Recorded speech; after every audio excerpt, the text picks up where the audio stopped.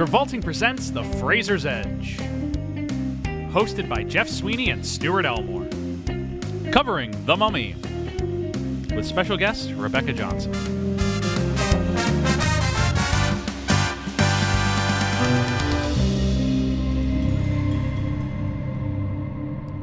Angst under morgen.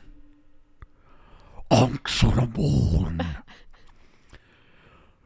De kan gå hjerter. Jeff,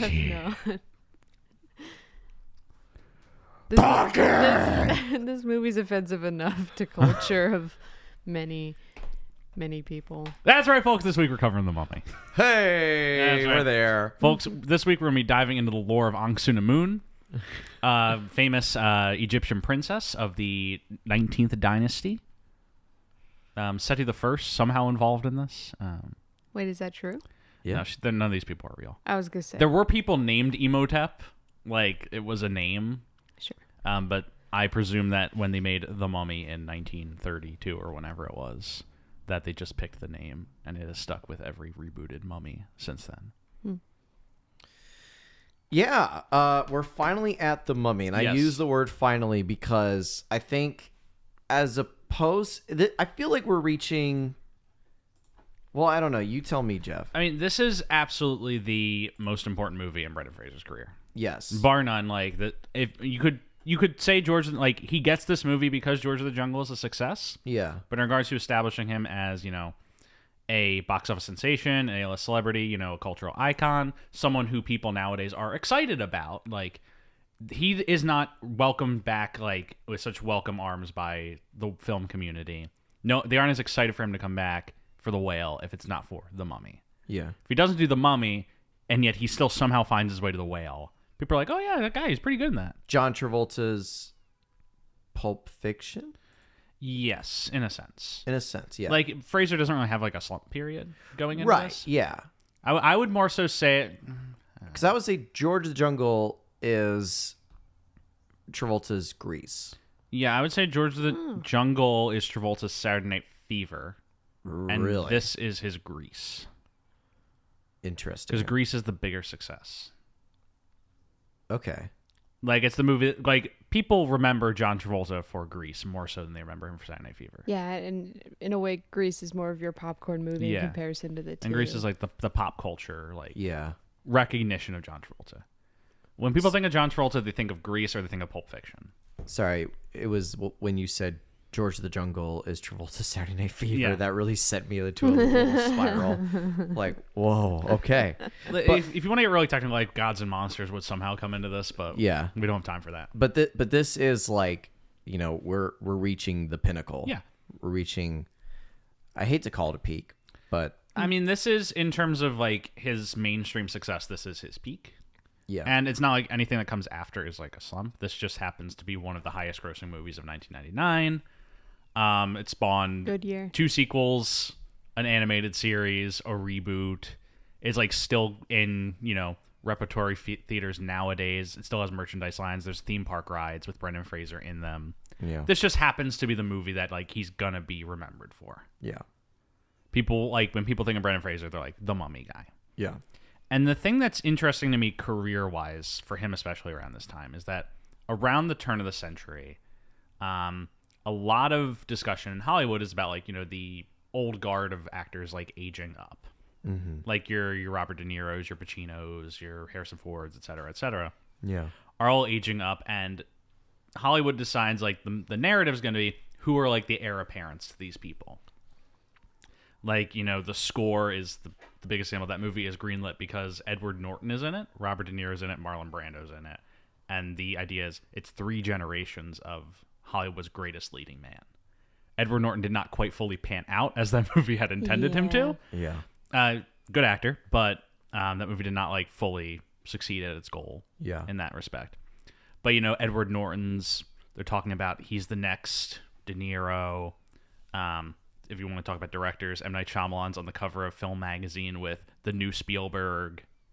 They're all, like, talking about the new guard coming in to relieve the old guard. A lot of things that Hollywood got. And this movie is so specifically trying to establish Brendan Fraser as the heir to Harrison Ford. Yeah. to the extent he's wearing the same costume as Indiana Jones. Okay, well, is this your take, or is this... This is my take, Okay. and I think it has a lot of grounding. No, it totally does. I'm just curious Yeah. if it was, like, And like widely regarded as this. There are even some dialogues in this movie that are just Harrison Ford lines from other movies. Yeah. Like, he refers to Rachel Weisz several times with, like, "Now listen here, sister." And that's Han Solo Yeah. interacting with Princess Leia. There's just a lot of Harrison Fordisms in how this character is written. And it's smart because it plays into Fraser's strengths. And it's clear, like, why they saw him for this role. And I think on Fraser's part, it's a conscientious Yeah. portrayal. Yeah. Fraser has a deeper voice in this. Yes. You know, like it is not his normal voice, and I think, but people see this movie as his movie, Yeah. and I kind of like throughout us talking about multiple Brendan Fraser movies and building up to The Mummy, I've realized that like it's almost built this performance even better than what I thought it was before. Yeah. Because if you had known nothing about Brendan Fraser, only about The Mummy, it's like, oh yeah, like he's just playing like a really hip macho action guy. But when you really look at his repertoire and what he's done and what he's capable of, and then what he does in this one, he's doing a voice. He's got like very different mannerisms than what he's like been showing. Because this is not George of the Jungle, Dudley Do. Like we're gonna cover Dudley Do right next week. Yeah, but, what a great movie. yeah, or Encino Man. This is not like he's always been like the dumb goof, Yeah. the dumb happy goof. And this is not the dumb happy goof. Yes, there's elements of that, but it's in the same way. It's a very similar character to Indiana Jones. Indiana Jones works because he has a sense of humor. Right. If Indiana Jones doesn't have a sense of humor, that movie doesn't work. Yeah. But There's something like this movie on this rewatch that we did before the podcast. This actually was way more of a shoot 'em up movie than I remember. Honestly, like I remember Brendan Fraser having a lot more charisma, being a lot more romantic. Yeah. And I do kind of feel like their relationship is kind of shoehorned because she's the lead, he's the guy, main guy, hero. I just like am just like regardless of him like constantly saving her life, I don't know what personality Rick O'Connell gives. You know, he's almost just as shallow as the other American characters in the movie, in my opinion. I'll tell you what charisma or what he's bringing to the table, and it's a nice set of abs, a good voice, some nice sweat on the face. And that's pretty much what I'm saying. In the hair. Yeah, the main reason that it's important for me that Becca be on this episode is so that this does not turn into another still breathing, because you know we're on the level there. We are on the level there. Yeah, I could go off on the level of attractiveness in this movie. It's maybe So the hottest could movie I. ever made. But So good. I also like watching this movie though. I'd say Brendan Fraser is only one side of the coin of this movie's success. Yeah. And the other side is absolutely Rachel Weisz, which I think gets overshadowed looking back now. Yeah. Yeah. That people don't forget that Rachel Weisz is in this movie, but they don't forget how important she is to this movie. Rachel Weisz is Evie is the main character of this movie. Yes. Hands down. Yeah. Yeah. Yeah.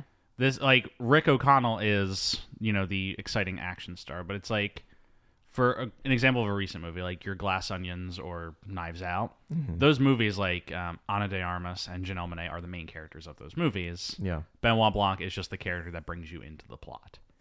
In the same way Evie is the main character of this movie, Rick O'Connell is just like the propelling element. Which is where I think the ending sort of struggles a little bit. Interesting. Because it turns Rachel Weisz into just the damsel in distress. She's taken out of the She's taken out of it, proceedings. and she's taken out of any agency.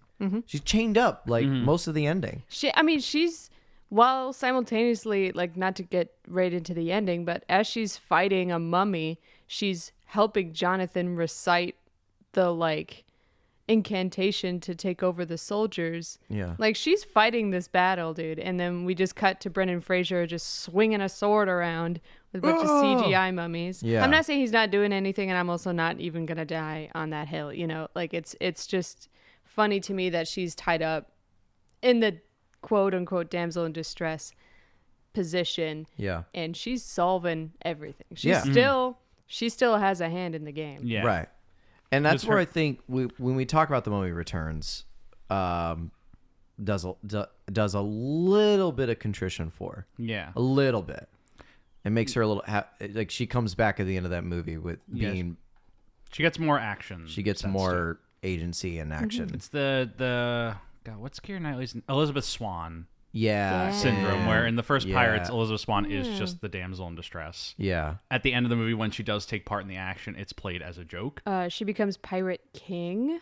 By the time we get to the second one, Third. she gets stuff to do Yeah. in terms Oh, of the yeah, action. Yeah. Like the first one, at the end, when Elizabeth Swan takes part in the action, it's like it's played as a joke. Like when she sails out to the ship. Try wearing a corset. Yeah. Yeah. Takes a giant oar. Yeah. Swipes it across. Yeah. Yeah. But I agree though, in Dead Man's Chest, like she is Yeah. her own person doing her Yeah. own thing by her own devices and her own plan. Yes. Um I think the central relationship of this movie, the two characters, because this movie is very indebted to Indiana Jones, specifically Raiders of the Lost Ark. Yeah. Like one of the when Becca and I watched this earlier today, like she had pointed out how funny the bit where anytime they open like a book or something, like there's The a wind wind, gust. yeah. Oh, it's And eventually so... Rick O'Connell even that happens a lot around here. And Yeah. like that's definitely playing off the fact that scene in Indiana Jones where that happens. yeah. Because that one scene where like the guy's reading the staff of Ra, and he's like, and take one step back to respect the Hebrew God whose ark this is, and the wind slips through, and Indy and Yeah. Salah have little interaction. Yeah. And like this movie is just as much an homage and a loving homage to that style of movie. Yeah. Like the adventure serials of the 30s that inspired Indiana Jones, that inspired this. Yeah. It's a loving homage to that, as much as it is just like having fun kind of poking at it. Yeah, I honestly remembered this movie holding its own a little bit more than I actually, watched, right before the podcast. I remember this movie having a lot more personality than it does, because I do think it is kind of just a written love letter. It kind of just plays beat by beat. It's a very easy movie. I always just remembered it being a lot smarter than it was. I think that this movie is Not to discredit Yeah. it, because I still Yeah. enjoy it a lot, but I think it doesn't have the meat on the bones as much as I remember it having. I was recently I came across this recent film theory recently called essentialism, and it's based on a food theory where it's like every food should taste like itself. Like if you make a tomato dish, you can make it the best tomato dish ever, but it should still taste like a tomato. Like you shouldn't make food taste like something else. Yeah. And it was described as movies it was being used specifically to describe Avatar recently. But it's like when you make a movie, you just keep it at its sometimes if you're an essentialist, you keep it at its baseline level and you just do that very well. Like you don't try and add to it, you don't try and make it more complex than it is. You just do its baseline accomplishments very well. And I think that's kind of what this movie is. And this movie is Yeah. good at that. Yes. It's good Yeah. at that. Yeah. And that just read that that was an article that I read recently. It kind of changed how I view some of these movies, in that yes, maybe it isn't groundbreaking, but if it's doing I don't want to say the generic thing, but the same thing very well, is that worthy of accomplishment? Is that worthy of praise? It or has is a it timeless nature to Yeah. it. Yeah.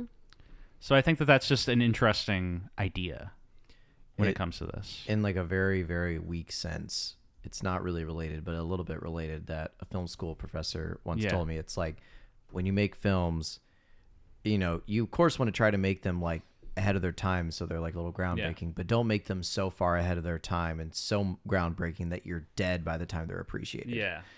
Oh. So I heard that. I'm like, okay, Don't Van Gogh yourself. right? Yeah, don't Van Gogh yourself. Yeah.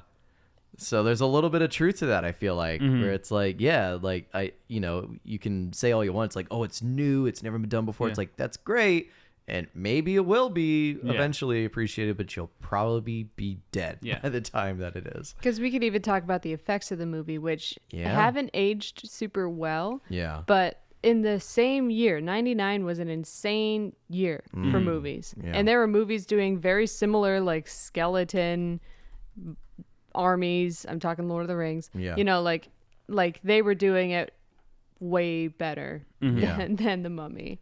Yeah. You know, so the movie wasn't even trying to be groundbreaking. In context of a very good year of movies, it's probably pretty bottom tier for that. Yeah. In that regard, it's not something I'm gonna die on, but like, Yeah. yeah. It's amazing to me that 99 is like, I gotta be very careful with my words here. Like, but 99 to me feels like it's the experimental. It's like okay, CGI has been something we've been like hiding behind like the curtain a little bit, toying with, and there's been some ballsy, producers and directors who are like ahead of its time trying to use CGI and it not working. James Cameron in The Abyss. Right.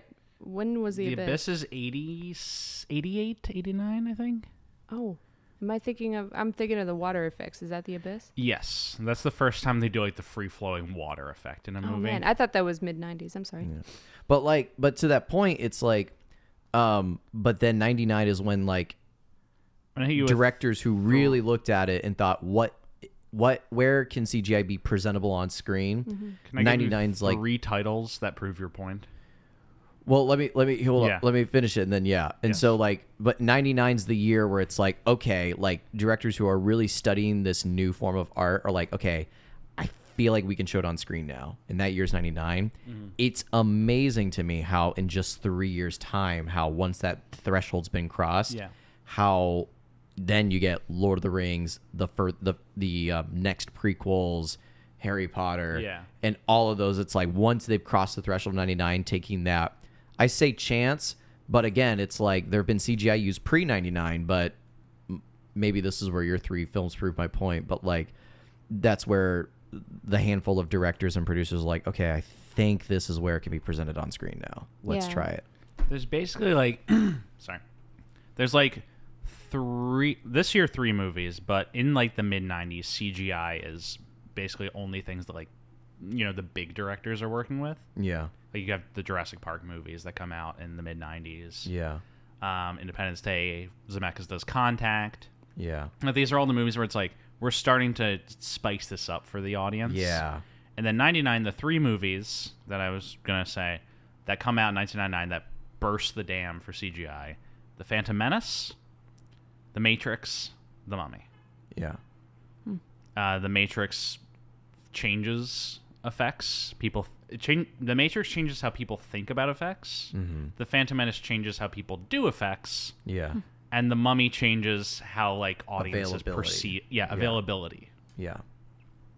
Because after The Matrix, people are like, oh, effects can be a storytelling tool. Yeah. Like it's not just something you use out of necessity because you can't create the Starfield from Contact with like practical effects. Yeah. It's like The Matrix it's a storytelling tool. The Phantom Menace proved it could be part of your world. Yeah. And then The Mummy proved that not Steven Spielberg and Zemeckis aren't the only directors using it. Or George Lucas. Or George Lucas. Because like The Phantom Menace, just whatever you think about that movie, it changes how digital cinema and CGI are done for all time. Yeah. Well, if you also think about the OG Mummy, Yeah. like the puppet, likely. I think I've seen stills. I haven't seen much from this movie. Like seeing those mummies move in like realistic quotations ways is somebody who's seen the original, whatever, like that's a step up, and I think an appeal. Like all the reiterations of Godzilla getting better and better since the first one is an appeal for people to see like a bigger, scary, or more realistic Godzilla. I think it's kind of same wheelhouse. And it's not without the faults of the immediate aftermath, which is where when 99 happened, and then there were other directors who like, oh, that means I can do it too. Yeah. And then we get The Mummy Returns. Yeah. That's when we get Dwayne. Matrix Reloaded. Let's back off about Reloaded, all right? That's where we get, but you get what I'm saying. It's like there was like the 3-year post 99 interval where everyone's like, we can do CGI now, and you get some of the most grotesque creations in modern history. Right, that's like the immediate aftermath, and then you get a couple extra years later, and that's where like effects from Lord of the Rings still hold up to this day. Yeah. Lord of the Rings holds up. The prequels, Yeah. I'd say specifically Revenge of the Sith holds up. Yeah, The mid-2000 superhero movies generally hold up. yeah, And then, of course, 2009 Avatar hits, and things change up again. yeah. But it is interesting to talk about like how CGI evolves as a storytelling tool through 99. Philosophy of it is Yeah. very fascinating. And you're Yeah. right, it really was just a floodgate that opened in 99. Mhm. Yeah. It's interesting. Yeah, it's very interesting. The philosophy of it. It's very cool. Yeah. And like just that this movie that we get to cover, in addition to like how it pertains to Fraser and whatnot, that it like has this, you know, spot in history. Yeah. It's cool. It's nice that we get to talk about these things. And I mentioned The Mummy Returns, and I know everyone's probably thinking that I'm referencing the Scorpion King thing, but I'm actually not. I'm actually referring to all the CGI sets and how apparent it is. Yeah, this movie has, the first Mummy has a lot of healthy set deck. Yes, it does. Like a real hearty yeah. mix, a real hearty Right. supply. And how like they don't try to go too overboard with the decay of the mummy, that all the stages of the regeneration are like enough to like not let you go completely out of whack, whereas Mummy Returns, we're going to talk about this when we cover it, but the first time Imhotep regenerates, do you remember like what he looked like and how horrible it was? I'm having a hard time remembering. It's the train scene when like they con the three guys to open the box, and then Imhotep shows up and he's upside down and he like sucks the dude dry, and he's like he's got skin, but it's like a very, very thin layer of skin, so you see like skeletal structures underneath it, but it does not look good. His eyeballs are protruding. So not good. It's not good I'll at have to all. watch it. Yeah, but that's what I mean. Like the immediately what came out is like, oh, like 99 opened the door. Now we can do it all CGI. It's like, wait a minute, guys. Wait a minute, guys. That was Avatar. Avatar was like everything can be CGI. Yes. Everything. Yes. And you won't notice until you notice, which is where we're at. Where now. where the next year like where the volume isn't enough. yes. Think about that. Think about that. Oh, I'm aware. The volume isn't enough. yeah. That's why we have the cheap-looking Obi-Wan Kenobi show. You stole the words out of my mouth. Yeah. And that's why Andor looks like a movie, because they built real sets and used CGI when they needed to for effect. But we thought Mandalorian looked amazing. The first season especially looks really good. Well, they did the same thing. Season 1 Mando as Obi-Wan. What's different? The people doing it and the philosophy. Yeah. Because Mandalorian season 1 is shot by Greg Fraser for 3 episodes, Yep. who is one of the cinematography designers of the volume. Like, he contributed deeply to that. He uses in all of his movies. The best use of the volume was the Batman. And then his first AC takes over as the DP for the rest of the Mandalorian with the same sensibilities. Obi-Wan Kenobi, they shot it like a normal TV show. Using The volume. technology. And it's like, okay, it looks like there's a flat wall behind him. Like, what's going on here, guys? a flat wall with shining lights. Yes. Yeah. That fascinates me a lot. Yes. How it's like this groundbreaking technology, and then how like Jurassic Park, still to this day Holds up. But then you watch the dinosaur prequel, the prelude scene in Transformers: Days of Extinction, and the dinosaurs are absolutely garbage. Yes. It fascinates me so much. Fascinates me. It's Spielberg's intelligence is how he usually gets away with a lot of this stuff. The perception of Spielberg's intelligence is how he Like gets away with he it. uses the CGI. He keeps it dark for the most part. He cuts to prosthetics and animatronics when you go close. Like, he knows how to use real things to trick you into thinking the fake thing is real. One more comparison, and I swear I'm going to stop talking about the CGI thing, but the Battle of Helm's Deep versus the Long Night in Game of Thrones, which I know is not a CGI conversation. It's kind of like a lighting conversation, but in the sort of the same vein of like, we had night battle scenes look great, and now the Long Night, it's like... My TV dims because it doesn't think anything is on the screen. Oh my god. Yeah, it's a setting we hate about it. But Game of Thrones, and The Long Night looks pretty good if you have a 4K TV with a 4K disc and blackout curtains. yeah. But you need all those specificities. I want to go back, and this actually is probably a decent segue into some of the cinematography into this movie. Is like, I want to go back to that silverly blue moonlight that you get at Helm's Deep. Yeah. Like, yeah, and that a lot of these action movies really, like Pirates of the Caribbean does it well. Lord of the Rings does it really well. And for some reason, The Mummy, not so much. In fact, they shoot in daylight almost predominantly in this movie, unless they're in a tomb. Oh my God, we got to talk about that. The day for night. It's like The day for night stuff. Yeah. Look, Mad Max Fury Road is one of the great movies of the past decade. It also has the worst example of day for night I've ever seen. Okay. Subjective. All right. I think it's a very stylistic move. I do not hate it. I do want to see the black and white cut of this movie eventually and see if it stands out. My favorite use of day for night in The Mummy was, and I say favorite, like it was the most atrocious. Yeah.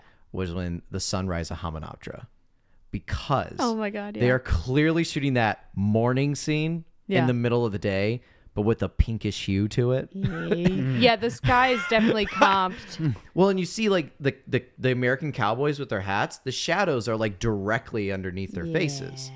If it was sunset, either it'd be full shadow or full light. Yeah. And then on top of that, when it's like they initiate the chase to Hamunaptra, it's all of a sudden midday. And I'm like, what is going on? They needed to reference Tatooine for that more. Yeah.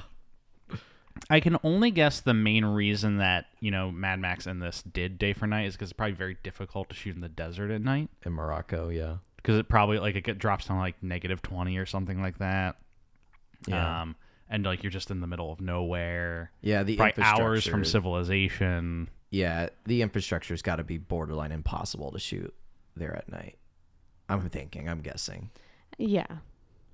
It's a whole production alone to prep the set to be able to be shootable at night, probably. So A bad day for night doesn't really take me out of it too much. I mean, I've seen some pretty bad ones. Money Plane has some of the most atrocious. With some proper coloring and at least a little bit of like diffusion work on set, like a little bit of practical. Like just shifting the color to blue isn't going to do much. And this movie kind of does that. Yep. Oh yeah. Yeah. Multiple times. Yeah, I would say the first occasion where Evie is like falling asleep on the camel. It was pretty much, I think, the first piece of day for night. And then when the fez wearing, The professor. yeah, or the whoever professor, was. he's running around with the Book of the Damned.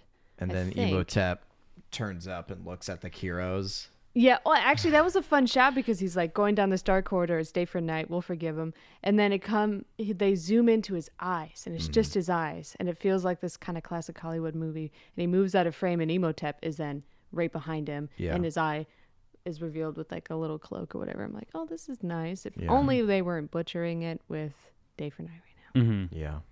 Like I was like, that was actually some decent camera work for this movie because I don't love the way this movie looks. Well, not in lighting per se, Yeah.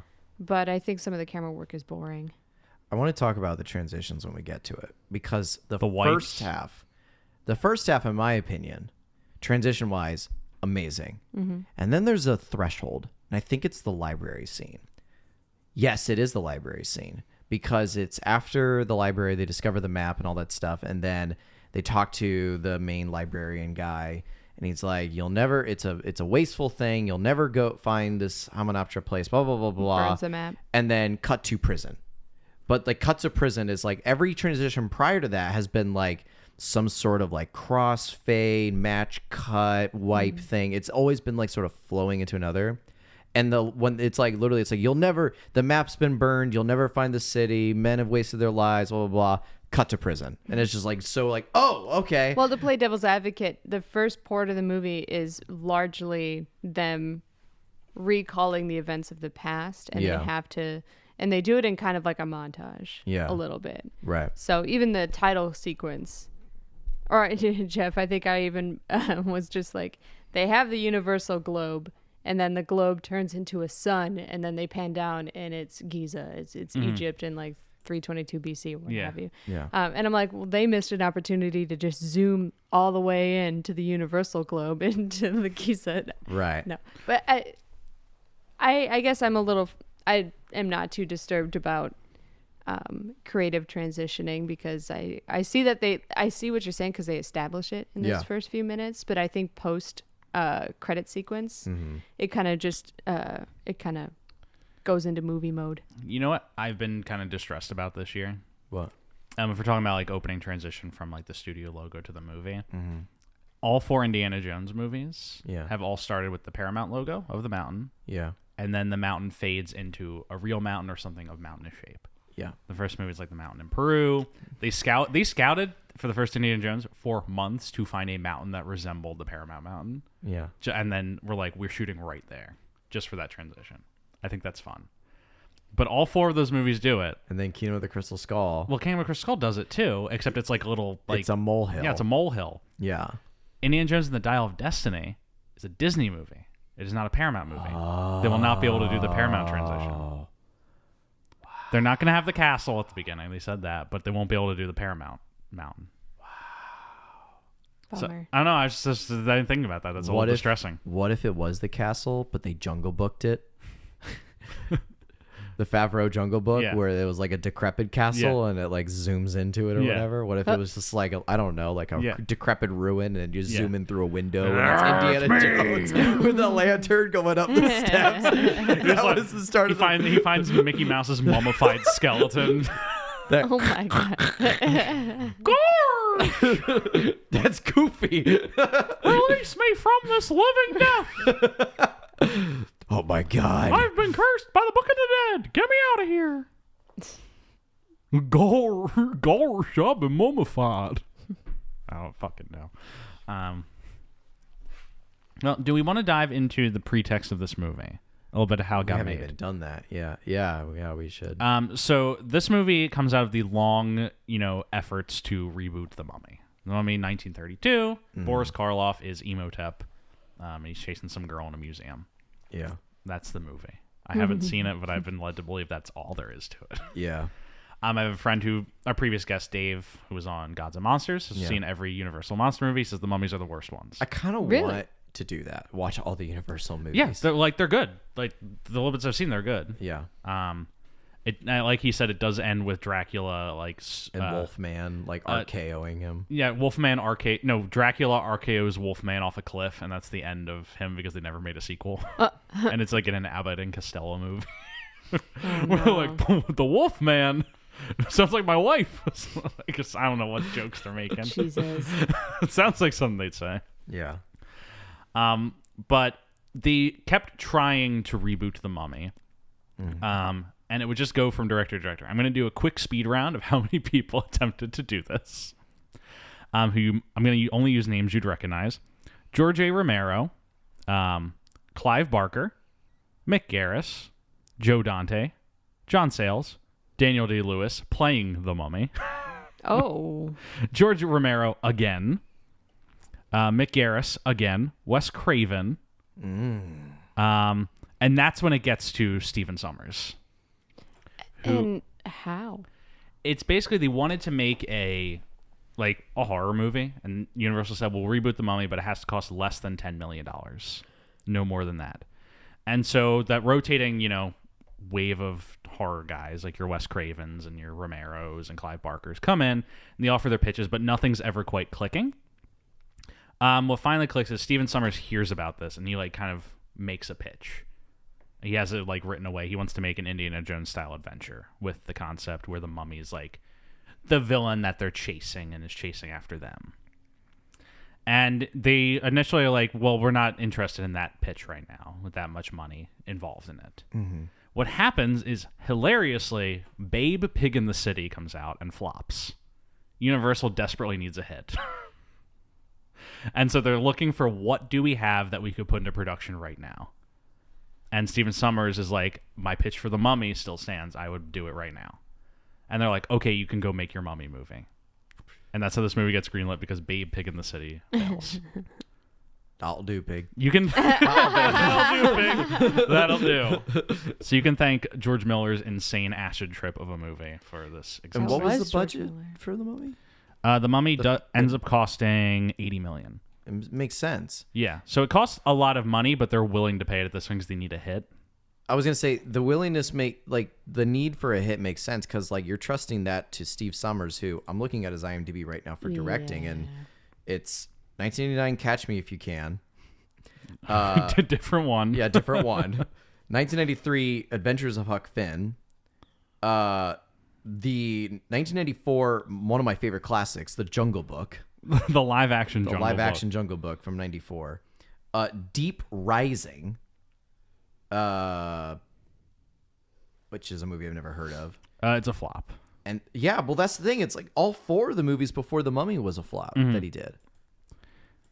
It's just like it's like a stars align moment for this movie to happen. Yeah. And you know, like Fraser, obviously, like he just pops off. Fraser seems like such a surefire choice. He's a surefire choice, Yeah. but he's not expensive because they originally offered this to Tom Cruise, and he said no. I feel like every movie was offered to Tom Cruise But it is very funny that Tom Cruise regrets saying no to this, because he says yes. and so later 20 on. years later, he does say yes. Oh, So boy. I think it's one of those things that just like Hollywood's funny. It's like fun to just kind of watch Hollywood, like think of Hollywood as like a history, Yeah. and like how like Tom Cruise saying no and regretting the decision in 1997 results in him being in the fucking Dark Universe movie in 2017. Like 10 years later. Yeah, 20. 20 years later. But it's offered to a lot of the guys like, you know, Brad Pitt and Matt Damon. But what is appealing about Fraser is that he is affordable. Yeah. Because he just came out of George of the Jungle. They were in, here's the exact wording. Fraser's turn in George bolstered his perceived star power, yet he remained far cheaper than most other actors working. Wow. Fraser also said about his character, what appealed to him is that he doesn't take himself too seriously, otherwise the audience can't go on the journey with him. Which is what I think is, we've talked about, is Fraser's like secret sauce. Yeah. Is he's an egoless actor. He's willing to be the punchline as Yeah. much as he's willing to be the one throwing the punch. Yeah. This is a very like fulfilling movie for me. Yes. For in terms of Fraser's career. Yes. Because we spent a lot of time before this movie of Fraser being the butt of a lot of jokes. I mean, still for a lot of times being like the leading man and saving the day and all that stuff. But like, again, I go to the dumb goof. But man, when he has that sword and he is just cutting fucking mummies down left and right, I'm like, yes, yes, yes. I'm like, he's not the dumb goofy guy anymore. Yeah. He's No. Ricochet O'Connell. He's a charmer. Yes. I was like, fucking earn that, man. But he still gets to kind of be goofy. Yeah. Yes. Yeah. Yeah. Yeah, absolutely. It's like he did his waiting, 12 Yes. years of it, in dumb, goofy Azkaban. And now he gets to put on the tight-fitting shirt, flex the muscles a little bit, and be like, I'm Rick. Like, oh, me. yes. Yes. Which is short for Richard O'Connell, by the way. Yes. Let's make it Richard O'Connell. Richard O'Connell. Did at any point in this movie say Ricochet O'Connell? Because you say this a lot. Winston Winston calls says him it? Okay. Ricochet O'Connell. Okay. Yeah. Oh, I'm thinking Rick O'Shea O'Connell. Like his middle name is O'Shea. Oh my god. If your last name is O'Shea, if you don't name your kid Rick, like what the fuck is wrong with you? That's like anybody Rick O'Shea? Here.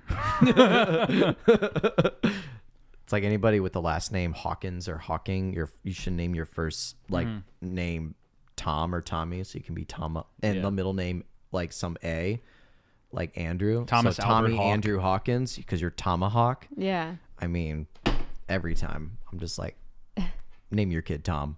Just do it. Give them an A. Have their middle name be Andrew or some A shit. Some shit like that. Yeah. And so like this movie gets funded because of that Babe Pig in the City escapade. Where is Rachel Weisz in her career at this point in time? Rachel Weisz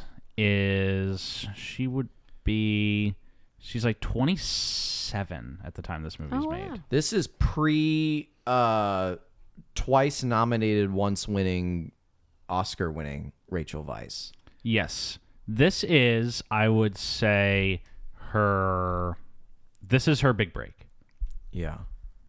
I was just confirming that. Yes, she's in a lot of like smaller things before this, but this is her first big movie, and it's what puts her on the map and leads to her getting bigger movies in the immediate years. Sorry, I started at the top of Rachel Weisz's IMDb filmography, scrolled down, and it stopped, and the first thing I saw was that she voiced Saphira in Aragon in 2006. Yeah, dude. What the Yeah, fuck? The People's Saphira. The People's Saphira. No, it's so good. Yeah. Aragon. But yeah, it sounds about right that I'm looking at all the movies she had done beforehand, and a lot of it's a TV movie, or if it is a movie, it's Junior Executive. Prostitute isn't one of them. Hairdresser, and then Mummy, where she gets a full first and last name. Yes. It's a small career prior to that, and then The Mummy Returns. She goes on to About a Boy, gets her Oscar nomination for The Constant Gardener. She's in Constantine.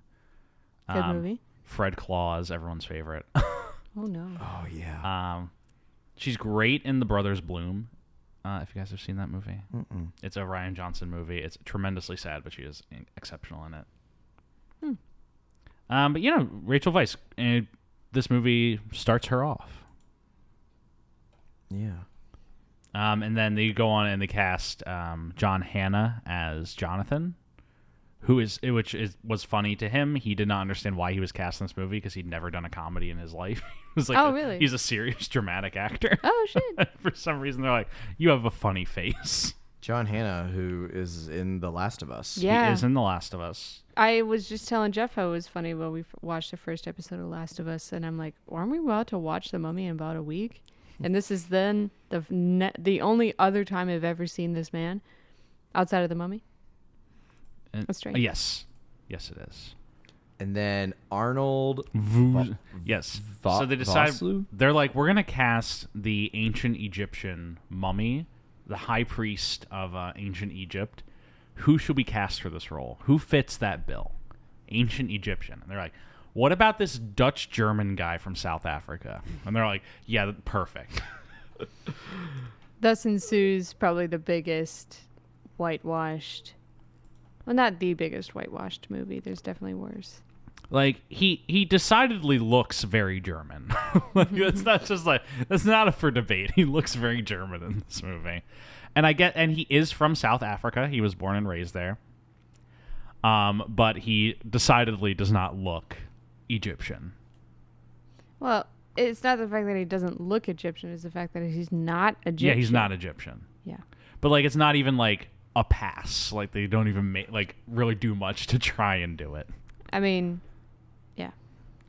And then the only recognizable thing I can see that he was in afterwards is 2009 G.I. Joe: The Rise of Cobra. Yeah, he teams back up with Stephen Sommers for G.I. Joe, a movie that we will cover down the line. And then comes back in G.I. Joe: Retaliation.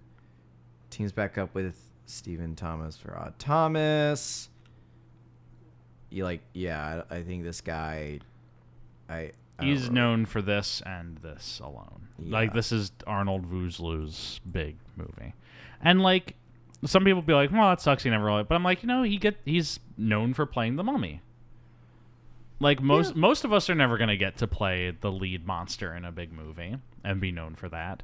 So, good for this guy, We're going to cover it, but it's one of my favorite lines that transcends the movie itself, which is Mummy, the Tomb of the Dragon Emperor, where Rick O'Connell's talking to his son, and it's like, I fought more mummies in my day than you have. And he's like, you fought one mummy, Dad. And he's like, yeah, same mummy, twice. I'm just like, that's great. To be fair, he fought at minimum 12 to 14 mummies at the end of this movie. Right. There was quite a bit. There's like it's a robust amount of mummies that are in this movie. If in D&D culture, if Arnold Vosloo is like the troll mummy, then he fights a lot of goblin mummies. Yeah. Like, This movie should be called The Mummies because there are multiple. What if that was the prequel name? The Mummy, and then the sequel is The Mummies. What if they hired James Cameron to come in to pitch the sequel to this movie? God damn it. And it's The Mummy, and then he looks like he did for Alien. He looks at the room, and then he draws a little S. Looks. Goes back. $2 signs through it. Movie's greenlit right there. That's the alleged true story of how James Cameron pitched Aliens. Then he would sit on the script for 13 years, and then after 13 years be like, I got it, guys. Let's bring back Emotep. A third time. Again. Emoteps. Mic drop. There's two of them this time. Yes. Emotep. He splits himself in half and there's two of them, but like they're bouncing around. It's just one leg. Oh my God. Well, okay. I don't know. Are we going to cover the movie top to bottom, or are we just going to... I think we will. I just want to quickly finish the actual production of this movie, because it is worthy of celebrating the crew of this movie. Yeah. Because this is filmed God. in the desert. All of the exterior sets and locations are all desert. Hymenoptera is entirely built in the desert. That's not a stage. Well, the interior portions are a stage. Yeah. But like the exterior portions, it's not like they just filled in a sandy lot on a stage. That's actually, they built that on a rocky outcropping in the desert in Morocco, outside of the small town of Urfood.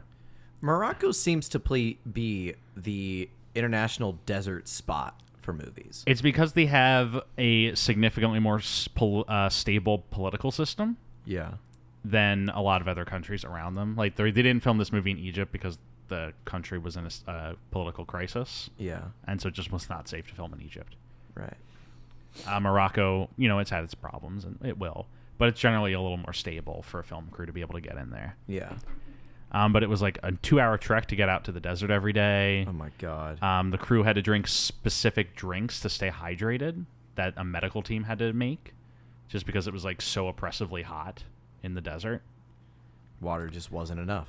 Yeah, you could drink water and it would like work, but to stay like physically active, you're working in the desert. It's like specific drinks for everyone. Almighty. They would be beset by sandstorms multiple times a week. There were bugs that would attack. It was a whole process filming in the desert for this movie. Jeez, oh please. And then eventually they did finish filming this movie in stages in London. Yeah. Which I'm sure the crew was very happy to get to. Oh my gosh. After, being in the desert. But that's Sand is the #1 camera killer. Yeah. probably went through 7 million cameras If on you this can movie. see the beach, you're on the beach. Yeah. Cover up. Mm-hmm. Oh boy. The cast members had quote my kidnapping college insurance education. taken out. Kidnapping insurance? Oh yeah, all the cast members had kidnapping insurance for this movie. Huh. Okay. I wonder if there was a similar Raiders of the Lost Ark food poisoning story. Mhm. Like everybody got food poisoning Yeah, everyone's- except for Stephen Sommers. They're all taken. They all had diarrhea. It was disastrous. Yeah. Very funny. The Pimos. Poor transpo. How do you bring I'm imagining there's got to be some kind of road infrastructure to get to the set. I know we talked about it being a 2-hour trek, but it's not a 2-hour trek through just dunes. That would suck. Where are your bathrooms?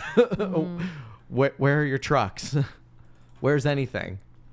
I read a book about the making of Mad Max Fury Road, and they described how it was like a months-long process, like prior to the movie, just establishing a road system. Yeah. Like they had to build the roads. Yeah, right. To get an hour out into the desert where they were filming, and then build essentially a city that would have like your base camp, a giant tent for catering, all that stuff. Do you hear that, film students? When you're writing your scripts and you write desert, just fuck off with that. just listen. We get it. The film professors are very hard, and they keep telling you no to every idea, and you just want to pull the middle finger and write in a stunt sequence in a desert. And I get it. We get it. Don't. Just don't. Capital D, don't. Don't. Stuart, for your record, this is what the establishment for the new Furiosa movie looks like. That's what they had to build out in the desert. Wow. All the tents. It looks crazy. That. The big tent is where they put all the cars. Kind of looks like the end of Matt Damon space movie. What's it called? Elysium? The Martian? The Martian. Oh. Yeah. Yeah. Wow. All right, but I think that's pretty good for the prep for this. Yeah. Do we want to dive into the plot, folks? We should. We Yeah. should. I agree. We should. So this movie starts off in 1290 BC. Which, pause. I want to talk about that for a minute. Yes. Because I know ancient Egypt is a very large span of Time. yeah. I think historians say the earliest one is pre-dynastic. and that's as early as 4300 BC. Yeah. And then this takes place in what? 1290. Okay. So then this would have been 1290. This would have been New Kingdom era. This would have been around 1539 to 1292, 1292 to 1200. It is worth saying that we are closer to the year zero, than the pyramids are. Like, the pyramids were built 2,600 years before AD, BC switch. Yeah. Which is just crazy to think about how old that shit is. Yeah. And, like, the equivalent for the pyramids being built to when this movie is ostensibly set in the past is the equivalent of us going back to the year, like, 600. Outrageous. A bunch of Vikings. Outrageous. Time crazy. Time is nuts. Weird concept. Yeah. But yeah, so 1292 BC. Mm-hmm. And we get Seti the First as the pharaoh. Yeah. One of the wealthiest pharaohs in the land. Seti the First. And we're in Thebes, the city of the living. Mm-hmm. And we jump right into the love affair between Imhotep and Seti the First's wife, Anaxunamun. Yes. The body paint in the wardrobe. Took 4 hours to put her makeup on every day. Fucking hell. Because she basically had next to no costuming, so the entire body had to be painted gold. And so to that point, next to no costuming, this movie is a testament to how much that we really don't give a shit about boobs. We only care about nipples. Yes. Because her boobs are fully seen. It's just no nipples. Yeah. And I'm looking at this, I'm like, what? What is the MPAA like? What is going on? What are the rules here? What are the rules? It's hot. It is hot. It is absolutely hot. I will say, though, there's only basically 2 women in this entire movie. Yes. One of which is Anaxunamun. And I'm butchering her name. Like, it's obviously ancient Egypt. I don't know how much they derived from historical, I guess, hieroglyphics. Yeah. About what they wore, or even, tombs full of clothing. I don't know. I don't want to give the film too much credit because it seems very... Yeah. Yeah. Because, she's wearing next to no clothing, which someone somewhere can probably rationalize that, whether they're educated or not. Yeah. Well, she also is kind of like a slave to her husband in a way, and probably for sexual desires. So it's maybe a story element as well. Yeah. I mean, obviously the paint on her body. Arnold Vosloo said that he and Stephen Sommers were very specific that his performance in this movie should not be in the tone of the movie. He said he was playing this like his own version of Romeo and Juliet. It's very much, it feels that way. Like, the Mummy should genuinely think about this movie as, like, he is Romeo and she is Juliet. They were stolen from each other, and now he's just really committed to getting her back, and he doesn't understand why all these people want to fucking stop him. Yeah. And so, my favorite... so, who's the actor that's doing the narration? It's the Magi guy? Yeah, Oded Fair as Ardeth Bey. He's an Israeli actor. I think he's good in this movie. Yes. Oh, yeah. So he does the narration at the beginning. Originally, it was Imhotep who did the narration. That makes no sense. No, but they realized he wouldn't know how to speak English. Right. So they changed it to this guy very last minute. Which makes more sense. Yeah. It's like a historian. My favorite's like, forbidden to touch her and then make out touching right away. Mm-hmm. Had I have written this movie, I would have had Evie maybe do it, but Yeah. she would have It told the does tale make at the beginning. sense. Yeah, that actually Because she's the is- historian. Yeah, Yeah. that's true. But I guess in theory she shouldn't know about the curse. Right. So, like, just for story efficiency. And she is kind of a skeptic. Yeah. You Yeah. should have the guy who knows all the stuff tell the story. Because her probably saying And this is- anyone who frees Imhotep will unleash a curse that will destroy the world and become invincible like the gods. And then she just waltzes right in. Yeah, and she Right. walks in and just opens the book and is like, come back to life. A lot of mistakes are made. Yeah. So, yeah, love affair. I said this to Jeff too. So, like, they get caught. She kills herself. Says, "My body's no longer his temple." Yeah. Great line. Yeah. I love that. And then she stabs herself. Yeah. He says it so great in that Egyptian. And then, I mean, before that, a bunch of these guards come in. It seems like her own guards turn on her and take Imhotep or whatever. They do not put any effort into running away. Mm-hmm. No. I don't know if they came up with, I guess they came up with a plan to commit suicide, and then he would resurrect her and then do what? I guess Like, why can't they just run away together? I guess like resurrection at this time is a commodity. Yeah. Like it's just something you can do on a Wednesday at 7 p.m. Like, I'm guessing the idea is that she kills herself to draw off suspicion from Imhotep. Like, because then it looks like she killed the pharaoh and then killed herself. Oh, that's right. But then somehow they still find out Imhotep was involved Yeah. He and still chase gets him to captured. Hamunaptra. Well, maybe they arrest him for, like, stealing her corpse, because that does happen. Yeah. Because he takes her corpse. They go to Amunaptra, The City of the Dead, with the Book of the Dead. With the Book of the and Dead. they risk the god's anger and attempt to perform a resurrection ritual. Yes. Which does not require human sacrifice. Mm-hmm. Oh. This one doesn't. This one doesn't. That's always been a little thing about the movie that I had a Well, little... so here's the thing. It does not require a human sacrifice for the resurrection. The human sacrifice is assimilating the body parts.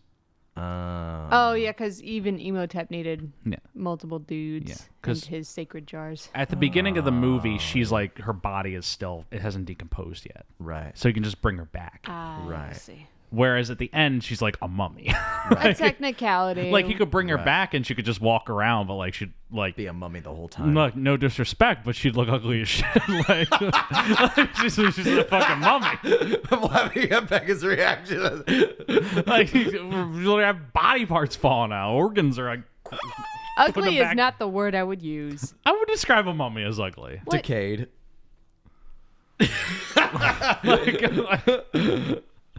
Like, let's be real. Like, and then look, if you're trying to bring yourself back to life and you need body parts, might as well use Rachel Weisz. Fair enough. Very I'll come back. attractive person. Fair enough. Imagine it was Jonathan.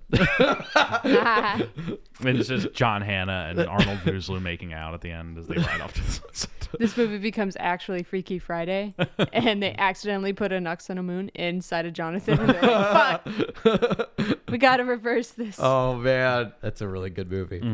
I'd see it. But he's unable to perform the ritual as the guards find out about it and Yeah. stop him partway through. Yeah.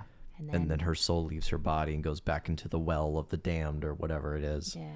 And then A scary sequence. when I was a kid, this was a scary sequence. Yeah. So they mummify his priest alive. They talk about all his priests get put to death, mummified alive. But Imhotep gets a special punishment. Yeah. That's called the home die. What a great name. The home die. The home die. The worst of curses amongst ancient Egyptians, never performed before. And it's a curse that kills someone, but if Why you are you resurrect doing a them, pirate they voice? no, listen, they come back as an invincible monster that could end the world.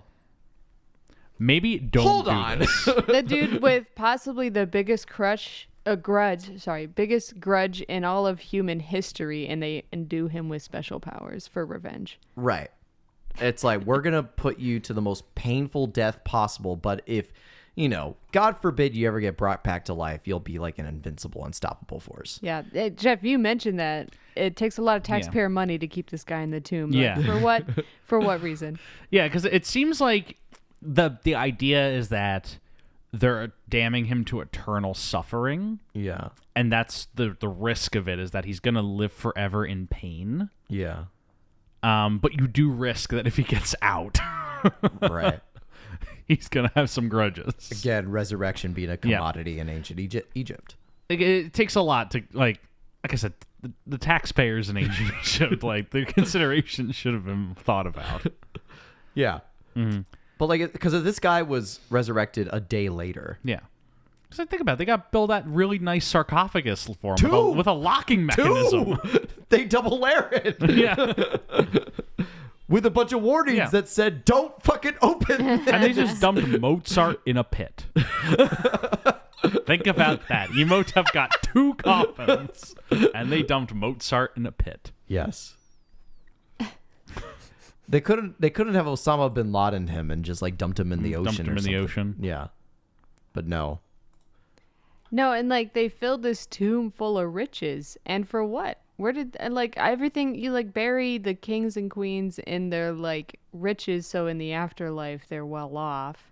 My misconstrued interpretation of that, but like this tomb is kind of like he was tortured and tormented and like imprisoned. Yeah. But then this tomb is full of treasure. I'm all Yeah. confused. Is there another mummy inside that of higher prowess than Emotep? Well, it's the city of the dead. So I think they say like a lot of The pharaohs get buried pharaohs and important people get buried there. Where they have the pyramids. And then like They do put say, quote, important people. and then they put him like in like the bottom between the legs dungeon. of Anubis. between the legs of Anubis so he doesn't get out. That's true. Okay, They're so like- it's a... All right. They're like, this is a very powerful place. We put all of our famous dead here so that they can be close to God. And we want this guy close to God too, but like over here. Right. Then what drew them to Emotep other than the other pharaohs? If this guy has all this like dark energy about him, they're like, we'll just crack open the other sarcophaguses and or whatever. That's where all them MFs at the end come out. You're like, Right. So yeah, and that's sort of the prelude that we get. Yeah. Imhotep gets, eaten alive inside of his sarcophagus and all that bad, good stuff. bad, don't do it. Bad, don't do it. And then we're in 1923 Yes. AD. Cairo. Cairo? Or Thebes again. We start in Cairo. Well, Yeah. we start back at Hamunaptra. We're at Hamunaptra, yes. Yeah. Another problem I had with this. City of the Dead, no one can find it. The first scene we see is a whole fucking army invading it. Yeah. Lots of people are finding this place. Yes. Well, it is established that a lot of people have found it, and it seems like they just keep killing each other over it to the point that no one can get into the city. Well, those remind me of The Magi. The Magi. Yeah, they kill him. Mm-hmm. So nobody speaks of the tale. Because it's the French Foreign Legion that Rick O'Connell is serving with at this point. And I don't know who's attacking them, because it's not the Magi, it's some other army. Oh, Yeah. it's not. It's some other army, and the Magi are just watching it happen.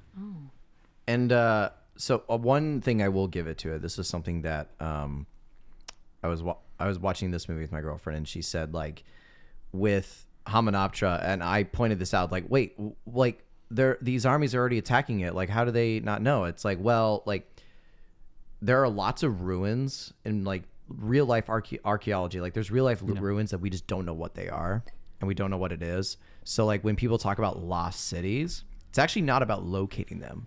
It's about identifying them. Fair enough. So like the Amazon rainforest is a clear Tanis. yeah, it's a clear example. Like there's lots of ruins in the Amazon, but we don't know like what cities are. And then outside of that, there are like hieroglyphs and things that say like there's a city called this located somewhere in the jungle, and it's like out of these 5 cities, which one is it? Rather than like Yeah. can't find it. So I was a really big Egypt kid. this movie kind of made me a little bit of an Egypt kid. Like I was a big Egypt kid, and then I saw this movie, and I became even more of an Egypt kid. Yeah. Like Egypt classes at school were always my favorite. I love this. I had a little pyramid.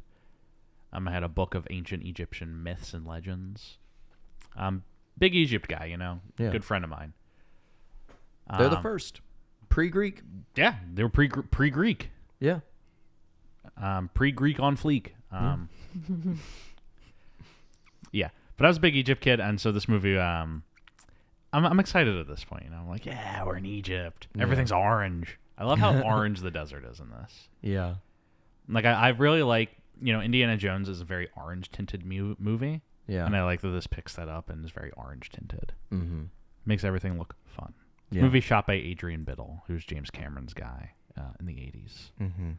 Worthy of acknowledgement. I think this is a good like check-in point with you, Becca, for cinematography and stuff, because we just left like the prelude of the past and how that was all shot, and now we're in modern day. And where are you at watching it?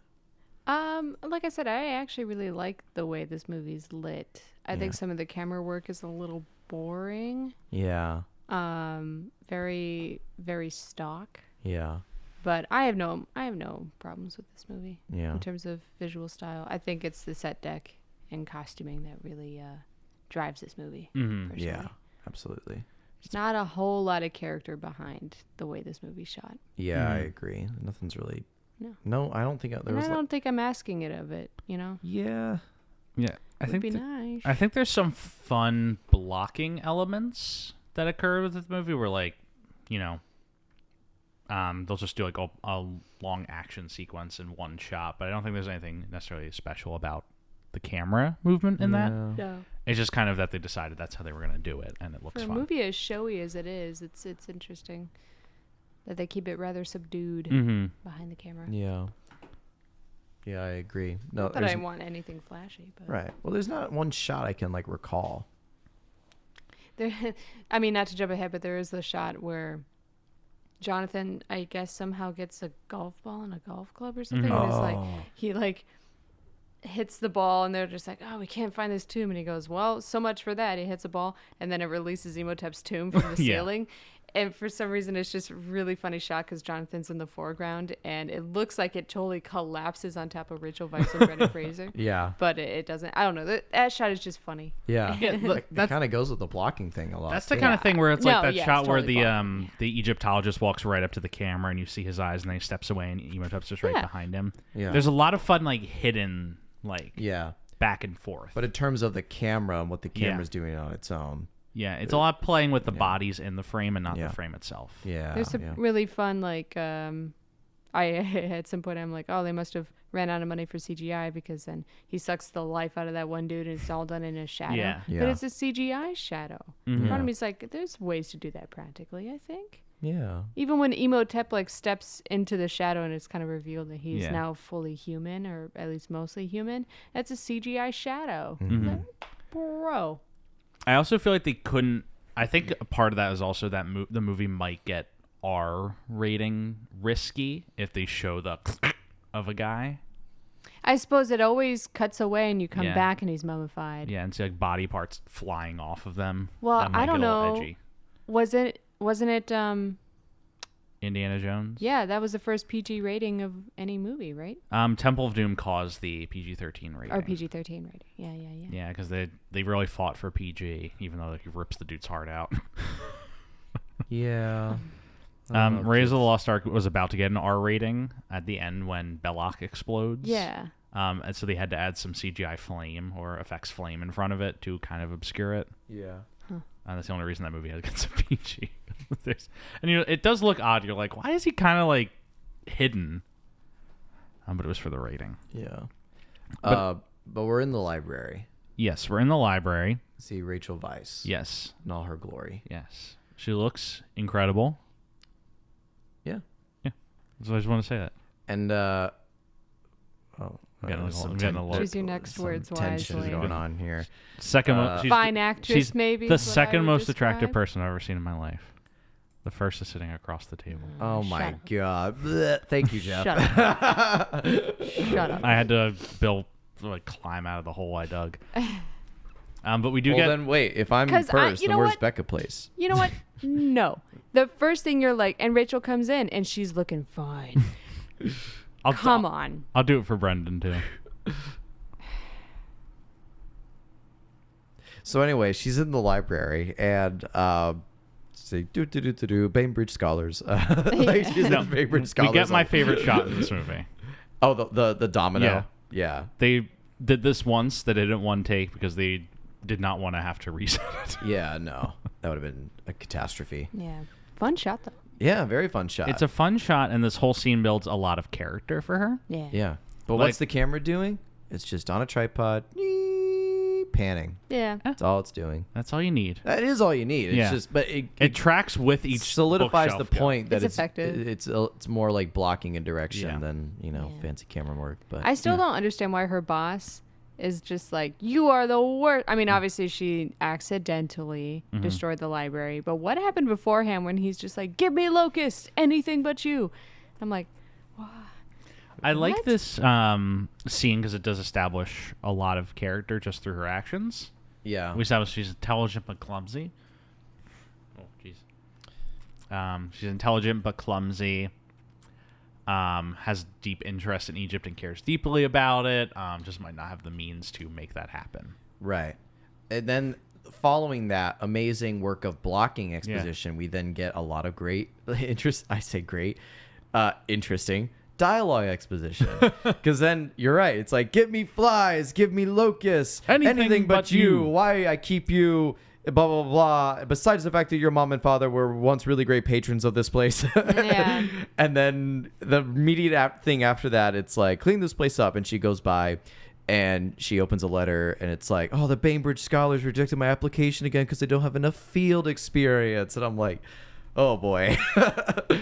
Just really hamming it up with the dialogue exposition. That's why I say this movie is very simple. Yes. Very simple.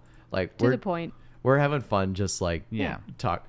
I do want to shout out Eric Avari, though, her boss, CEO of Bit Parts in the 90s. He's the beginning of Independence Day. He's the guy who discovers the alien signal. Oh, and he's like, what's with the golf balls? Why are the golf balls? Oh, right. He's in this. He's in Encino Man. Oh. Yeah, he is. I can't remember what his role is, but he was in it. He pops up in Stargate. He's in Mr. Deeds. I think about that a lot. He pops up in a lot of stuff, kind of just like does his shtick for like 3 scenes, and then he's out. Yeah. And then we get our Jonathan introduction. Yes. This is a great character introduction, I think. Yeah. Because it's like there's something lurking in the shadows, and then she looks over a tomb, and then Jonathan pops out with the corpse. And it's like, what the hell are you doing? You should respect the dead. It's like, of course I respect the dead, but I also find them very enjoyable. Mm-hmm. And then they just find the key to a tomb. Yeah, he's like he says he got this thing from a drunk at a bar. He says he bought it from him. It turns out he stole it. Yeah. And he's like, is it worth anything? And she finds out that it's a key, and she's able to open it. And there's a map inside. There's a map inside the Hamunaptra. Yes. She shows it to her boss, who pulls a classic move of accidentally lighting it on fire with the canister. He's like, oh no! Well, we find out that he's part of the Magi. Yeah, later. Yeah. Which that fit that point. I like that if you look, he very intentionally does it. Oh, yeah. Yeah. Mm-hmm. Very much so. But yeah, we get a good like character intro to these two. Evelyn's, like you said, smart, but not a lot of field experience, so a little clumsy in the field. Jonathan's out in the field, but he is stupid. Yeah, he has no intelligence for it. Right. High charisma, low dexterity. Now that they don't have a map, she's like, you got to show me the guy who had this. They go to Cairo prison, where they meet the warden before they meet. Oh yeah. Oh. Everyone's favorite character. Sorry, not to pull D&D, but the moment I thought of like the high charisma, low dexterity, if you really think about Rick, Evelyn, Jonathan, and then the Oded, Mm-hmm. Who plays Adar. Yeah. These 4 of them, I could distinctly put them each into D&D roles right now. Yeah. So I just find that very funny. It's already making me think of an Egypt version. No, it'd be pretty fun. Yeah. As long as it's not like this movie and horribly misguided. Right. In terms of... Because I think the warden is probably a very nasty stereotype. Yeah. I was pointing out to Jeff that it seems like all of the non-speaking roles are diverse, but then they're the schmucks that go and open the tomb and get covered in acid. They're the stormtroopers that get killed. They are. It's not a good look. Yeah. Salt acid melts them. The warden is the only like main character of Middle Eastern. Him and Ardith Bey. Mm-hmm. Yeah. But the warden, is very much a stereotype. Yeah. The one credit this movie deserves is that just as much as it makes this guy a stereotype, the 3 American characters, Yeah. the single most stereotypical Americans I've ever seen in a movie. Oh my god. They're literally Even equivalent of Rick. if like you have like a French guy in a movie and he has like a beret and like the little mustache. He's like, oh, my sacre bleu, the croissant. Guys are like, well, there's one scene where it's like, give me a glass of bourbon. All right. And a shot of bourbon. All right. And another Bourbon glass chaser. Of, a bourbon chaser. It's like, I'll get you your bourbon. And there's the scene where like they're in a fight and the 3 of them are all like, and I'm like, all right, At least we're being offensive to the Americans, too. An equal opportunity offender, as it were. Oh, okay, yeah. All right, we'll give the movie that. Yeah. But yeah, so they meet the warden. They link up with Rick O'Connell, who they have to barter out of prison. Who, might I add, is looking fine. Oh my god, he looks Very like such a snap. Fine. I pulled a U. That was my Yeah. joke just then. This- I'm not going to talk about his What- acting. I'm not going to talk about anything else of his prowess. I'm just going to say What he is looks this movie if fine. not watching attractive people stand in the desert? I am not going to do a separate hair ranking for this, only because it's a very short Yes. that we get this look. But when we do get the official the look for Ricochet the movie. O'Connell look, that It almost like he has to shed Encino Man one The more time the before official he look. finally... Oh, swallowing the mic is going to have to wash it later. My only point to being a little gruffed about your comment about Rachel Weisz is the fact that she's basically the only woman in the movie. Mm-hmm. Okay? Yeah. Mhm. And a Noxina Moon, Right. who's a mummy. and who I already called ugly. So here we are. Here we are. Here we are. Anyway. Anyway, but yeah, he's like perceived as like this crazy Yeah, drunk. drunk guy in prison, and He's being hung. he's being hanged. What was the quote that the warden said? It's like, He said He's just apparently looking he had for a very good time. yeah, but he's talking to Evelyn. It's like, we want you to lead us to a place. And it's like, no. You want me to lead you to Hamanoptera. And it's like, you know about it? It's like, oh, honey, I was there. Yeah. And this is where we get the first kiss, because he's like, you really want to know where it is? And he draws her in Yeah. closer, and then reaches out, forcibly kisses her, says, then get me the hell out Yeah. of here. And then he gets like sucker punched. And Mhm. it's like, where are you taking him? He is to be hanged. Apparently, he had a very good time. Yes. So she barters to get him out. The hanging does start. Yeah. And he does start hanging. Brendan Fraser actually passed out during this scene. Yes, I was gonna he was say. almost actually strangled. Yes. Yep. I want to, something to talk about. Yes. Because I'm assuming they did like the standard like fake hangman trick where they had like the harness, Probably. They did. but then something went wrong and he actually was like Yeah. hanging. And I want to know like what shot they were setting up for that we saw in the movie that was the shot he presumably passed out in. Because I hope to God it wasn't the one that he like Yeah. fell down in. It seemed to be it wasn't the drop that was the problem. It was just that he was. Well, if it was the drop that was the problem, He'd he be dead. probably would have had his Died. neck snap. yeah, and died. There is a close-up, or not a close-up, about, a cowboy shot where it looks very tight around his neck. Yeah. He's playing it up, obviously. Yeah. And I don't even know if the shot that actually caused him injury made it into the movie. Do we know? I don't know. I do not know. I can look it up. There's a lot of angles used, so There like is. I presume like one of the shots was, but Well, he passed out, didn't even realize it, woke up to a bunch of medics or whatever, and apparently Stephen Summers was just like, all right, get back up. Like, was very apathetic. Really? Oh, yeah. Yeah. And always like gruffed about Brendan Fraser talking about the incident because he was just like, it wasn't a big deal. He was just trying to undersell it all the time. And Brendan Fraser was just like, I was actually very injured and things did not go as planned. We didn't really do any rehearsal, like blah, blah, blah. Classic. so that brings me to like a main sidebar I've been wanting to make for this movie is that this movie is great. It defined his career. It also took a massive toll on his body. Yeah. And the future sequels continue to take a massive toll on his body. And Brendan Fraser has said that it is part of the reason why like he had to like step away from acting. Yeah.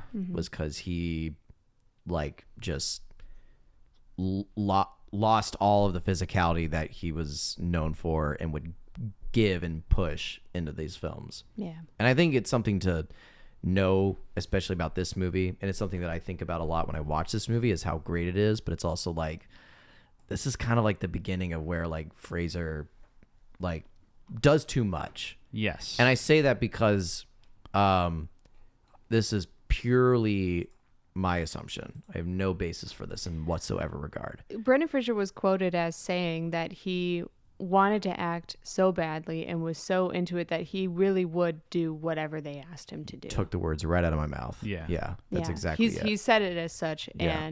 and said that if he isn't the face of like Matt Damon, Tom Cruise, then he's going to make himself, as in like he's going to put 150% into it. And he's going to do like his stunts that aren't safe for him to do. Yeah, exactly. And he'll be that stuntman actor. And he'll agree. It's like, we don't have time to do the rehearsal. Okay. Yeah. As opposed to like, no, like we're going to fucking rehearse this and make Yeah. sure that it's safe. Like, And it's he's a total yes man. Yeah. Yeah. 100%. In He's such very like a respectful agreeable way. and friendly, and He doesn't want to cause a egoless. problem. Doesn't want to cause problems. Yeah. So he'll go with anything. Yeah. And I think that's a major credit to his performances. But it does like cause him personally problems down the line. Long-term problems. Yes, long term. Yeah. Because he does kind of seem like a sadly insecure guy. Yeah. And I mean, if you're ever in the limelight, like everything is picked apart, you know, and he seems like as too much of a genuine person, someone who's very conscious of how he treats people, and he could put himself aside for that kind of thing. So Yeah, because it's very easy to stereotype the diva actors who are like, no, I'm not going to do this take without Yeah. it, and to think, oh, they're so annoying, they're taking up all this time. But there's a side of the coin of that where it's like, no, they're doing it because like if one thing goes wrong, they can be out of the business forever. And they're making a lot of money, and are they going to, be out on the streets by the next day in a bad stunt? No, but they do have a family to feed. They do have all, it's a way they're making a living. yeah, and sometimes actors can really be like shoehorned into being like total risk takers. It's like, why is this a part of the job? I just wanted to recite Shakespeare or what have you. It's like they really do have to take a lot of risks, and a lot of it is like for the clout, for the take, for the prowess, for the movie, for the director. Yeah. Like all sorts of stuff. Yeah. And They're we really- know all too well, like, the idea of, like, saying at the beginning of our safety meeting at the beginning of a day that we're going to take safety very seriously. But then when it comes to 2 hours, 3 hours behind schedule, how quickly that goes out the window. Oh yeah. So fucking quickly. Yeah. On a scale of what we do. But imagine on, like, a $80 million feature film in Morocco. Well, I've heard stories from people I know on Transformers sets, Michael Bay sets, Yeah. where people are like, I thought for sure my colleague who was in a condor right above an explosion was dead. Yeah. And how we laugh about it now knowing that he's not dead. It's like, oh.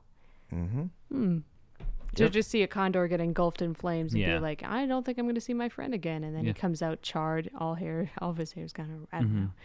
I've heard stories like that. It's crazy. I Safety is no accident. I thank the universe that I don't know an AD who's had someone die on a set. I still have yet to meet an AD who has a story of someone dying on their set, and I thank the universe. Well, you for would that. never meet an AD who had someone die on their set, ideally, That because they would never work. You sure? Are you Hopefully. sure? No, that's happened, but I mean, the Rust AD, yeah. who has had multiple serious, I don't know if, anyway. I don't know if he's had a history of deaths on his set before, but definitely a lot of, what do you call that? Like safety complaints. violations. Yeah. I'm not totally sure that if someone died on an AD set, that would be a career ender. I'd put money on that. That it not probably 90% of the time, but I bet it's 90. I bet it's not 100. Yeah, I'm sure there are some examples. There's just way too many people on set who are involved in stunts in any capacity that it's never just a singular person's fault. Yeah. And we're seeing that firsthand with the Rust incident and all these now charges being filed. Yeah. Stuff like that. All stuff that needs to be taken very seriously, and unfortunately for Brendan Fraser, it was not. Yeah. And it caused a long-lasting, not like this singular injury caused him a lot of grief. I'm sure it did. Right. But a series of them. Yeah. All right. Sidebar aside. Yes. Safety is no accident. Yeah. Okay. So Rick's gonna go on the mission with them. yeah, they bargain like a price of the treasure that the warden's going to get. And the so warden's they gonna come along. cut the rope and he's saved. I argue their deal was like, don't let me hang and I'll take you to Hamunaptra. He gets hung. Yeah. His deal could be end right Yeah, there. he could have been like, on a technicality, I'm going back to the U.S. Bye. Yeah. Get out of there. But no, that he cleans up and Rachel's Evie's talking about how like he's a scoundrel. And he comes in and he's like, scoundrel. I could get used to that. Scoundrel. You know you like scoundrels. I happen to like nice men. I'm a nice man. I've isolated the reverse power coupling. Did you just glitch out? What just happened just now? We just did a scene from The Empire Strikes Back. Yeah. Oh my god. So she says like he's a scoundrel, blah blah blah, and then Brendan Fraser shows up. And he's all clean cut. Yes. He got 2 degrees tanner. I don't know how. Yeah. And he's in a nice little outfit. And Jeff, I think it's time. Time. Cue the hair ranking music. Cue the hair ranking music.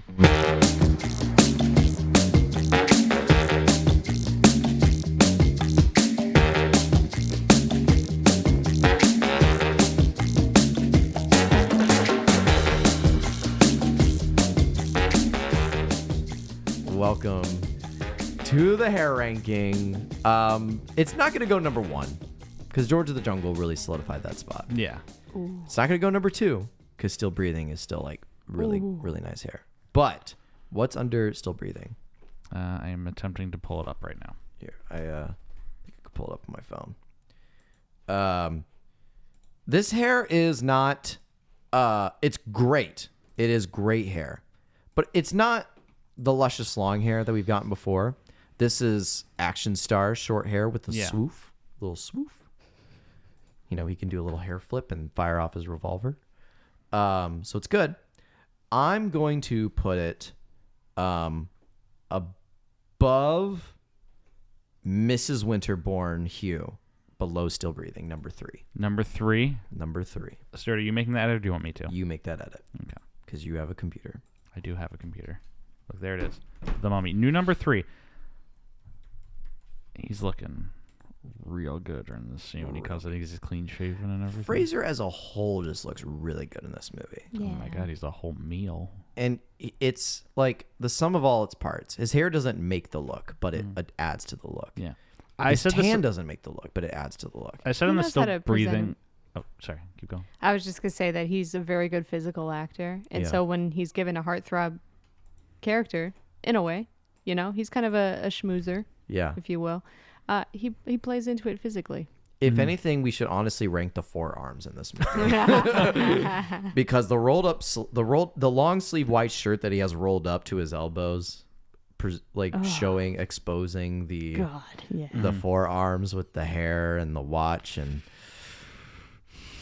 The double holster harness. I'm all over this mic right now.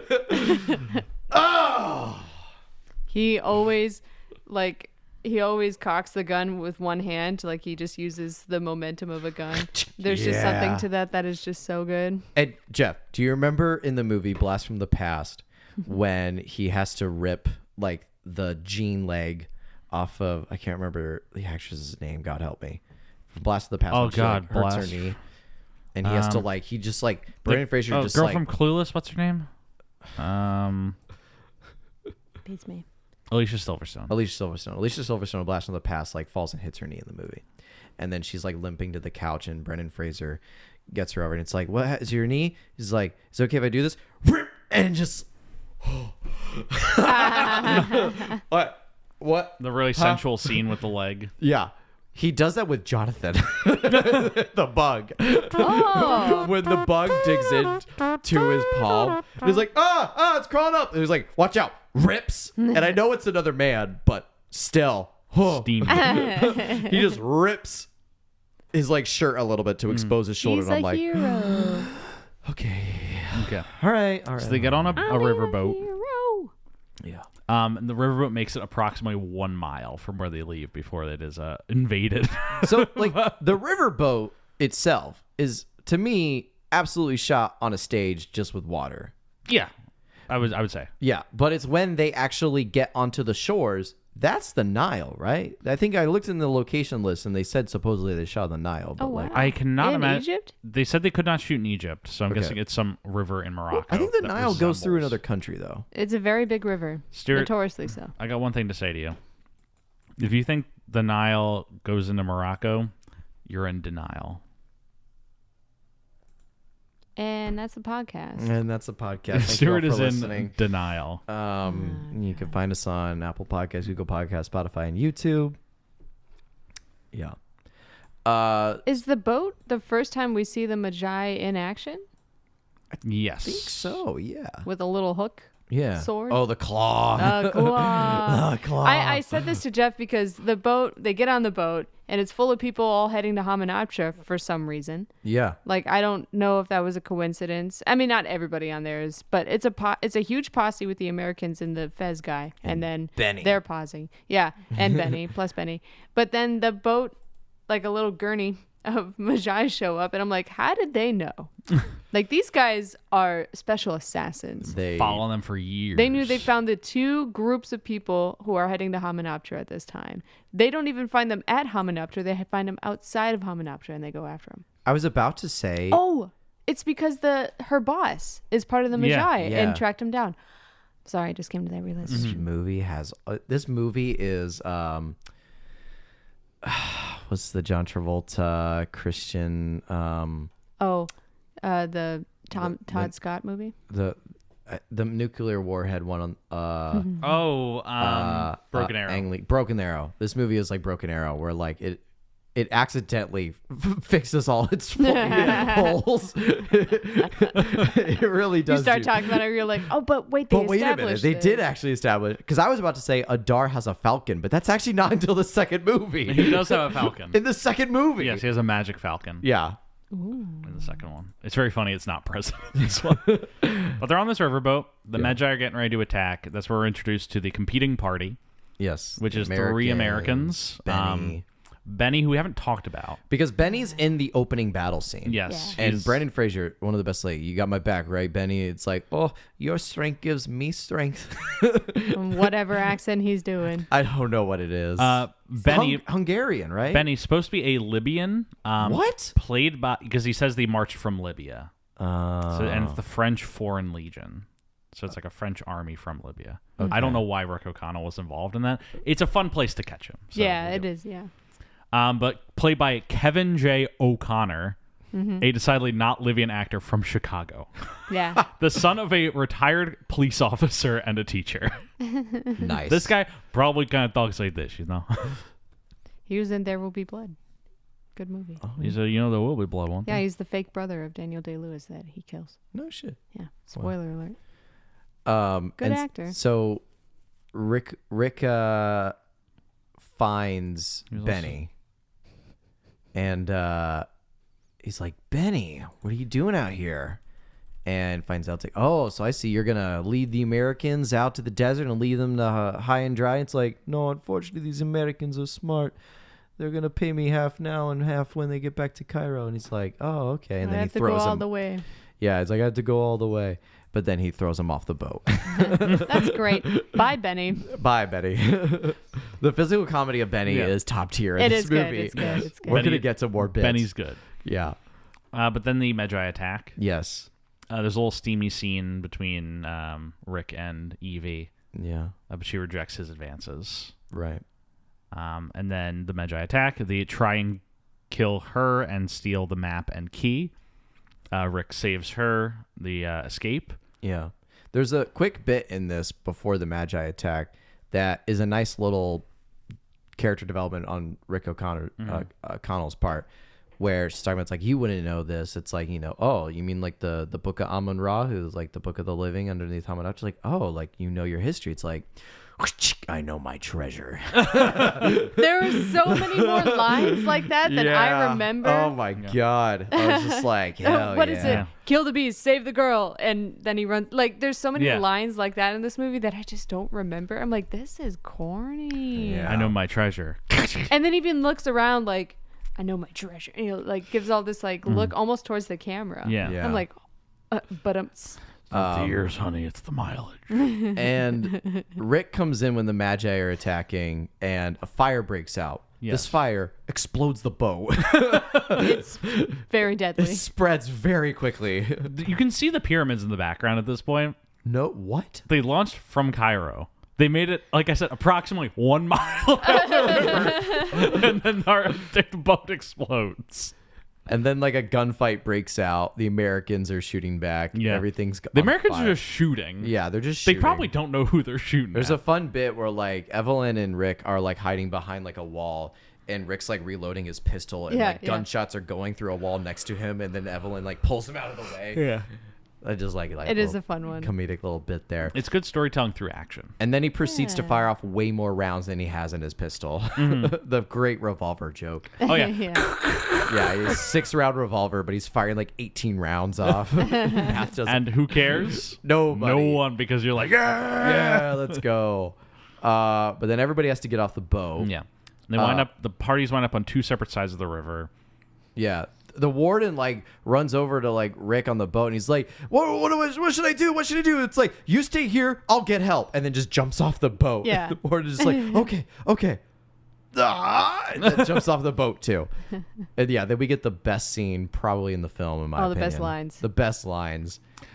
Uh, The parties are divided. Yeah. It's Benny and the Americans on one side, and Rick then it's and his 3 Rick and his accomplices. gang. And then Benny's like, "Oh God, oh, look!" Who wants to say it? You say that. I'll do the other one. Okay. O'Connell looks to me like I've got all the horses. Hey, Benny! Looks to me like you're on the wrong side of the river. Oh.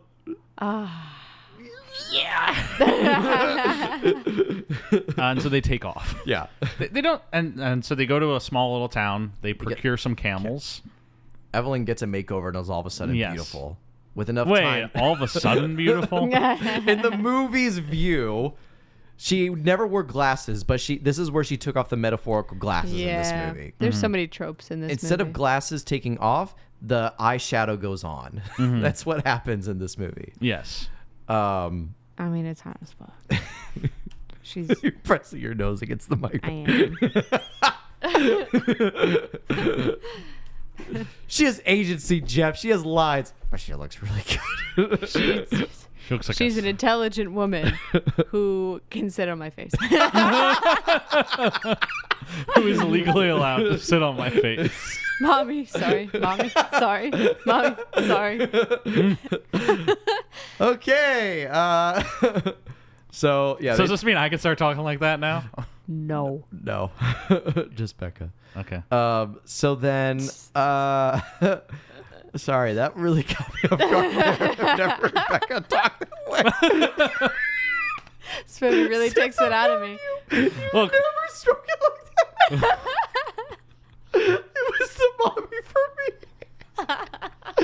Oh my god. Hey, this was everybody's sexual awakening. Yeah. It was mine, it was yours, it was Yeah. everybody's. It So. was. It really was. Yeah. look.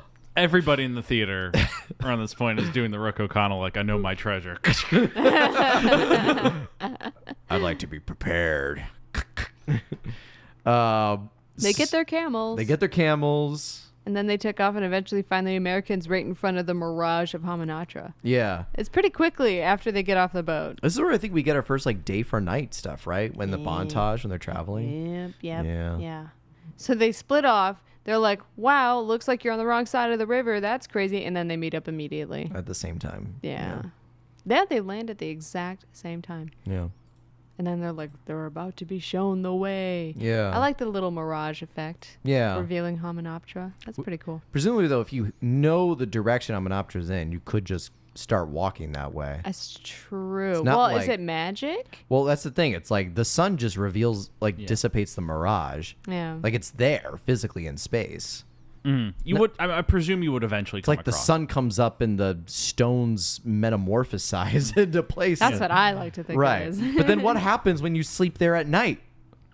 Oh, that's true. If we're gonna And go they down do. this, if we're gonna go down this route. I think they it's go just to a mirage. it's the underworld. They go to the underworld.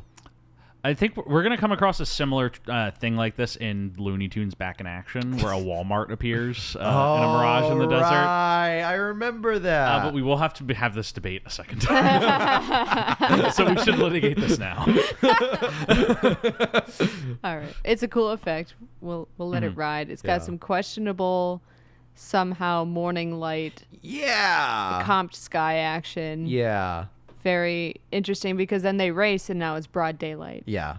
I mean, there's a lot of discrepancy in terms of time of day. It's not a hill I will die on. They It's- just it's wipe fine. a pink hue on the camera. They Looks definitely, like yeah, just a little pink. bit of a rose filter. if you will. Yeah, right. A little burgundy. Yeah. So they get there at the same time as the Americans and Benny. And then they start racing. Yes. Are But then, camels faster than horses? okay, I asked the same question, and it's because I got to give credit to my girlfriend who watched this with me. She said, like, in the desert, camels are faster because they're more equipped to run on sand than Fair. horses are. Fair. And I was like, I've seen this movie 15 times, and that question's always been in the back of my head. It's like, wouldn't the Americans beat them because they're on horses?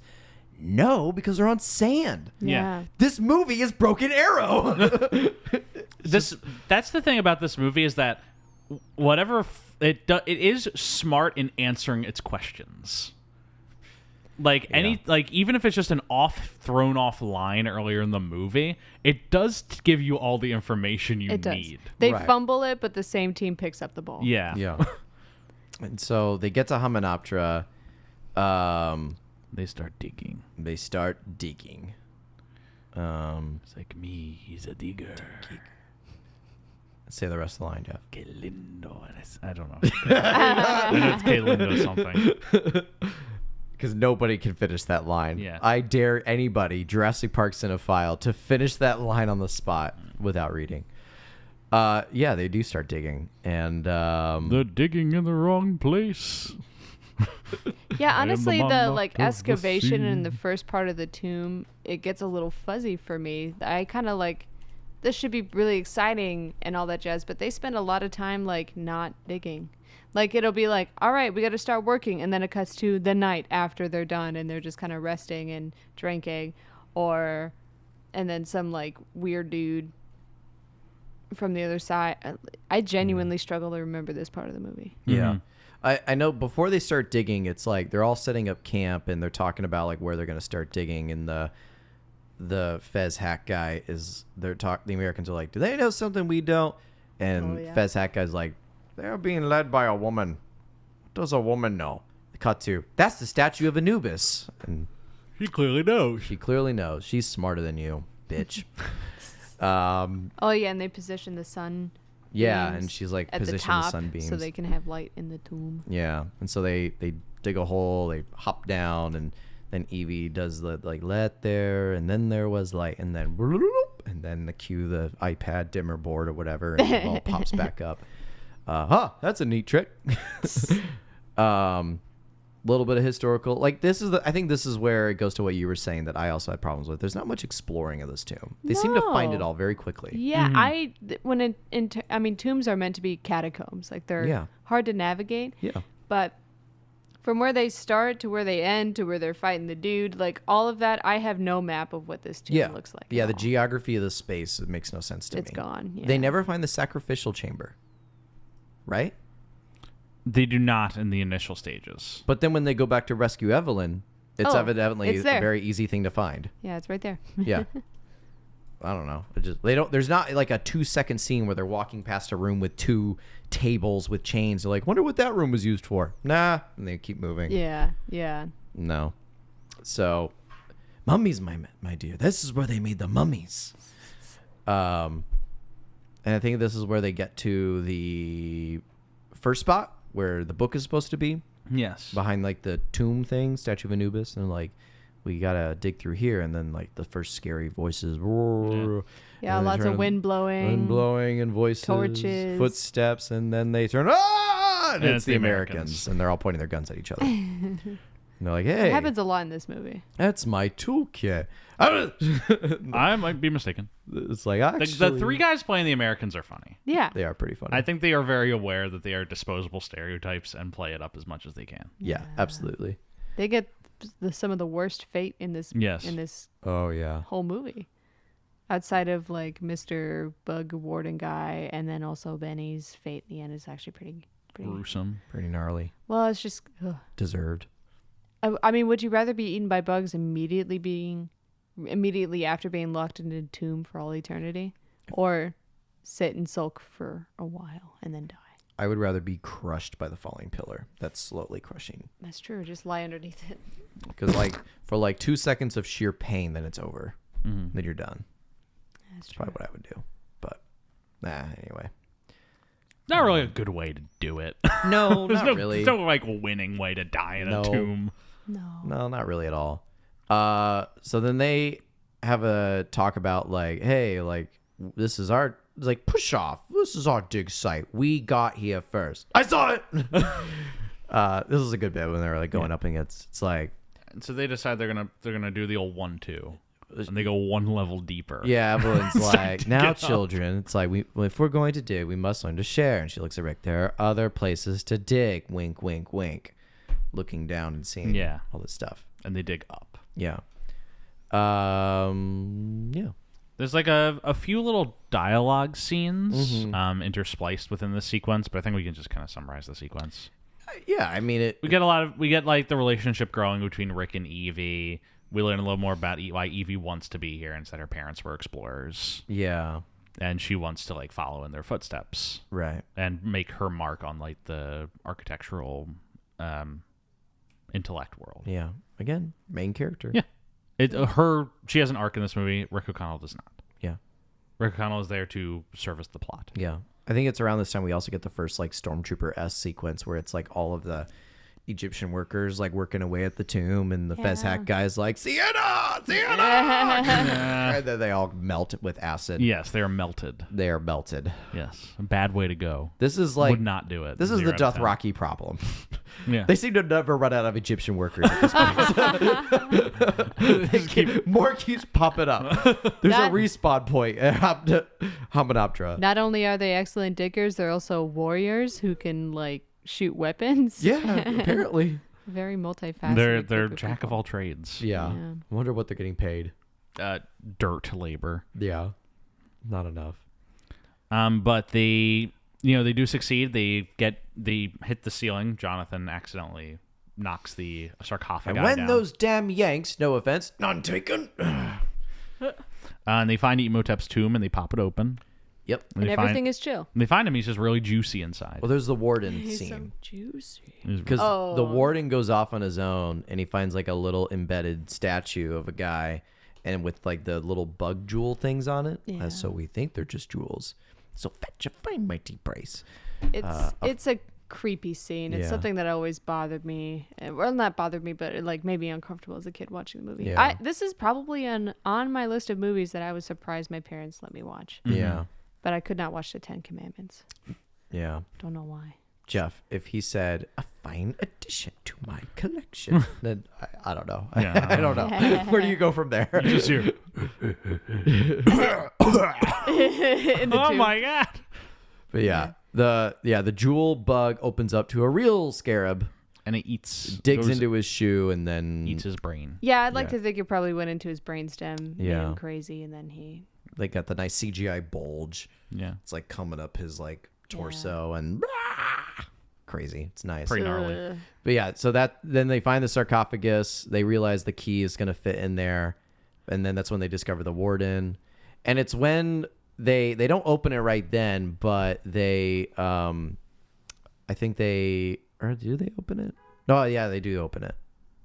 There's a lot of like back and forth scenes Yeah. in the tomb. It does go back and forth Yeah. a lot because the Americans find the Book of the Damned. Everybody comes out, they sleep. They have the whole "I am a librarian" I'm a scene, librarian, and then they still have to go back in. But that's Mm. because she grabs the Book of the Damned. I don't know if I'm skipping over too much. She grabs the Book of the Damned. She steals it. She steals the key, opens it, recites it. The guy's like, "You mustn't read from the book," and then Locust all like go and completely terrorize the camp. So everybody then rushes into the tomb. Yeah. So now they're back in with Imhotep's corpse, Yeah. but this time they can't go out to the camp because the locusts have taken over. There's like Yeah. a few. The Magi show up at one point and warn them. Not Oh, to, yeah. Yeah. That's not. It's not like that. No more important. bloodshed. It's not Just really that- go away.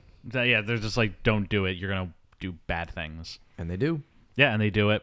And now we get to the real juice of the movie, which is so the mummy is now Juicy. now the mummy is now free. The mummy is now free. Yes, which is where this movie like just starts cranking. Yeah. We've now dialed it up to 10. It does take a little bit for us to get here, but it didn't necessarily feel like it was dragged. I feel like a big thing that helps this movie is I'm a fan of the Jerry Goldsmith score. Yeah. I think it does a pretty good job like establishing tension through all those earlier Tomb things. He does a lot of that. I'm like walking through crazy tunes. Yeah, before it transitions into the Matrix score. Yeah, at the end it does get a little Matrixy when like the Yeah. I don't know, it's good. I like the score. Yeah, the locusts come and they go into the tomb. Imhotep's alive, and that's when we get the classic Velma bit of like they're all running through, and one of the Americans like trips over, his glasses fall. It's like my glasses, I can't see without my. And then his glasses are This broken. dude doesn't Blind. need glasses. Yeah, He he's just needs- blind. He needs like surgery. Yeah, which is why it's surprising to me that then Imhotep isn't blind as shit because he takes Right. his eyes. Right. He must have football glasses. That's what I'm saying. You have to wear Imagine Arnold Vosloo putting glasses on and then. Well, it would have been kind of a fun plot point for them to make the dude with the glasses you can't see. He takes his eyes and is kind of like, inhibited by that. But no. Corridor Crew, I challenge you, CGI the entire Ooh. movie by putting glasses on Arnold. Yeah. Here's the thing. I guarantee you the reason. I'm sure that came up at some point, and I guarantee you the reason they didn't want to do that is because then the mummy would have to do Oh. which is what happened to Frankenstein. Yeah. And they probably did not want that because they said they very much did not want the mummy to be slow in this movie because like most iterations of the mummy are a slow amble. Yeah. And the mummies at the end of this movie do that because they have no eyes. Well, Imhotep is powerful as shit. Like, He's he's OP. a scary dude. Yeah. And I think that Imhotep looks pretty cool. Like the CG monster looks Yeah. cool. Yeah.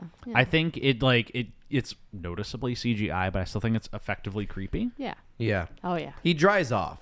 Yeah, he That's dries. my only complaint, is that the You want him to be CGI monster gooey? is pretty dry. He's not gooey. He would dry off pretty quick. You think so? Yeah, I don't know. He comes out of the tomb looking pretty gooey and juicy, and then the yeah, moment because he hasn't been exposed to air. I guess that's also true. Yeah. When he gets exposed to air, it's like your body decomposes Like very a quick. raisin. Yeah, like a Oxygen. raisin. Air doesn't agree with him. Kingdom of the Crystal Skull. Yeah. That was just for you. Yeah, that thank was you. just for you. Kingdom of the Crystal Skull, a good movie. All right, so Not gonna litigate that. But he doesn't really heal himself very much from Mr. Blind Glasses guy. Yeah. he just gets eyes. He gets his eyes and eyes a and his tongue. tongue. And a tongue. My tongue! It my tongue! It's gruesome. Yeah, it's pretty effed up. Yeah.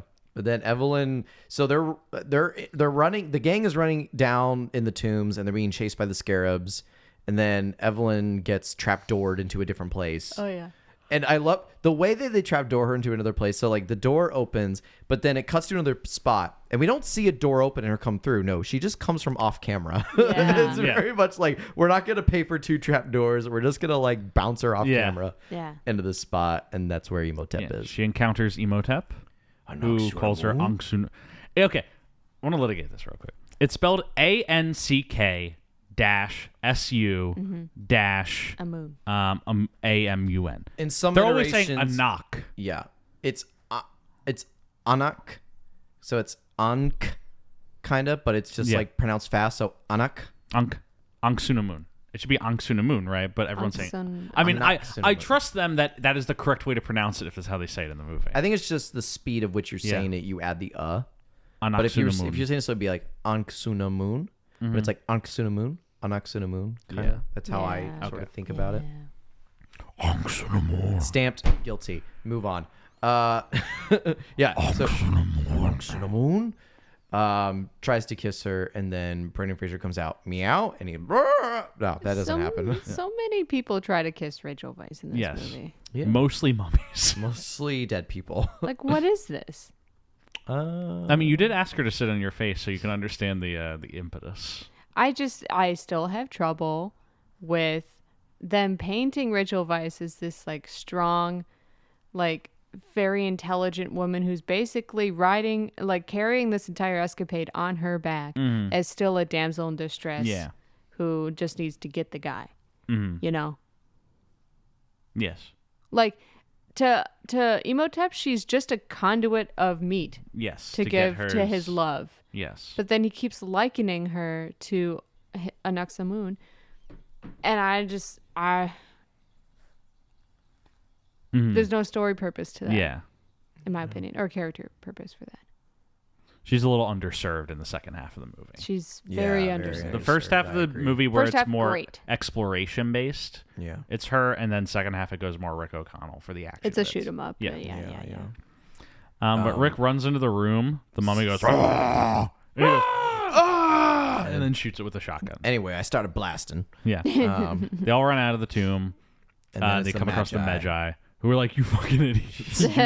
We've been watching this shit for 2,000 years. We step away to take a piss for like 10 minutes.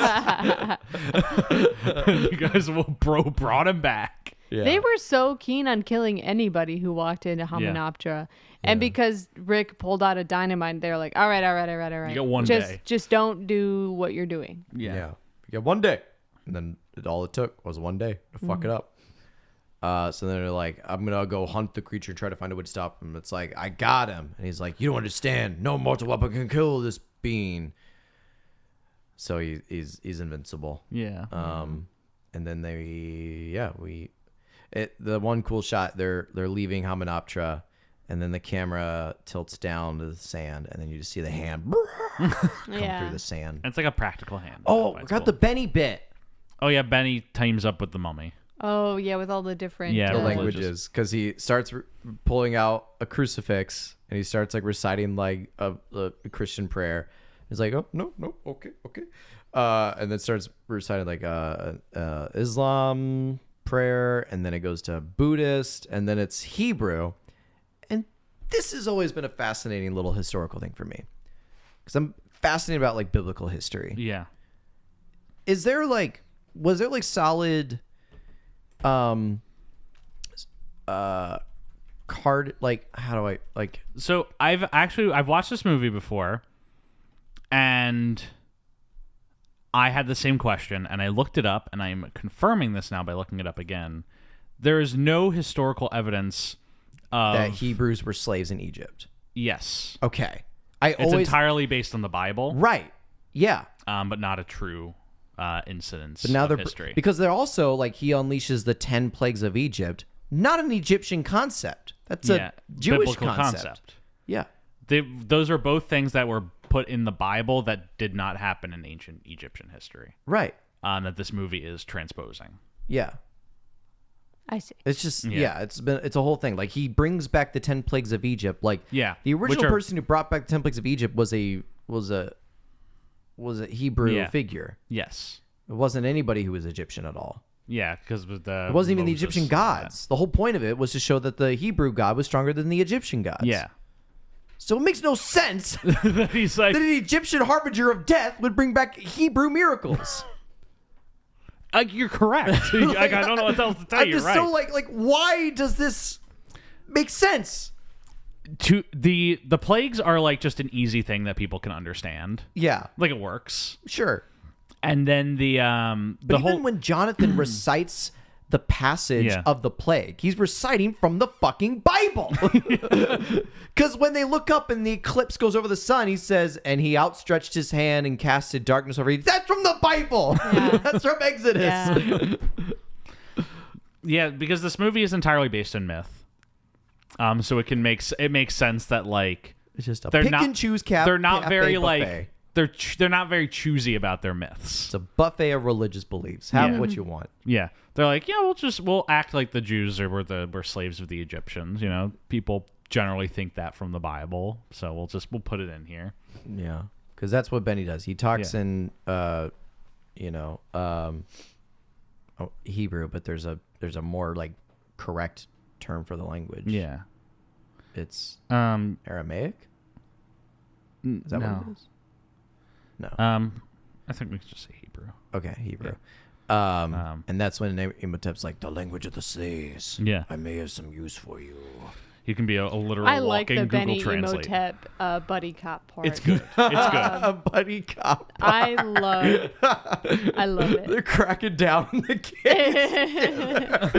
And it's in a good cop, bad cop scene when it He's- comes to the guys with no eyes and no tongue. And at some point, Benny just says, I serve him, so I'm immune. And he goes, immune to what? And then all the Emotep zombies come in, and we gotta glaze over that. I want to litigate that. I want to litigate that so I badly. skipped over a lot just then, but the Benny like has a contract, like an unspoken contract. It with is Emotep. better to be at the right hand of the devil than in his path. A good line. Why so many bangers in this movie? Yep, a good line. A good line. From Benny. Yeah. So yeah, we're back in Cairo. Yeah, Yeah, they go back to you're they go back to back- the British fort in Cairo. Yes. Yeah, and they're like, we gotta get out of here. Yeah. but the boat doesn't leave till tomorrow morning. Dun dun dun. Which is my favorite thing, that Evie lives in the British fort. Because, Yeah. like, I presume all British, immigrants or, Live in British visitors forts. probably live Yeah. in the British fort in Cairo. Yeah. They wouldn't live in the city in this time.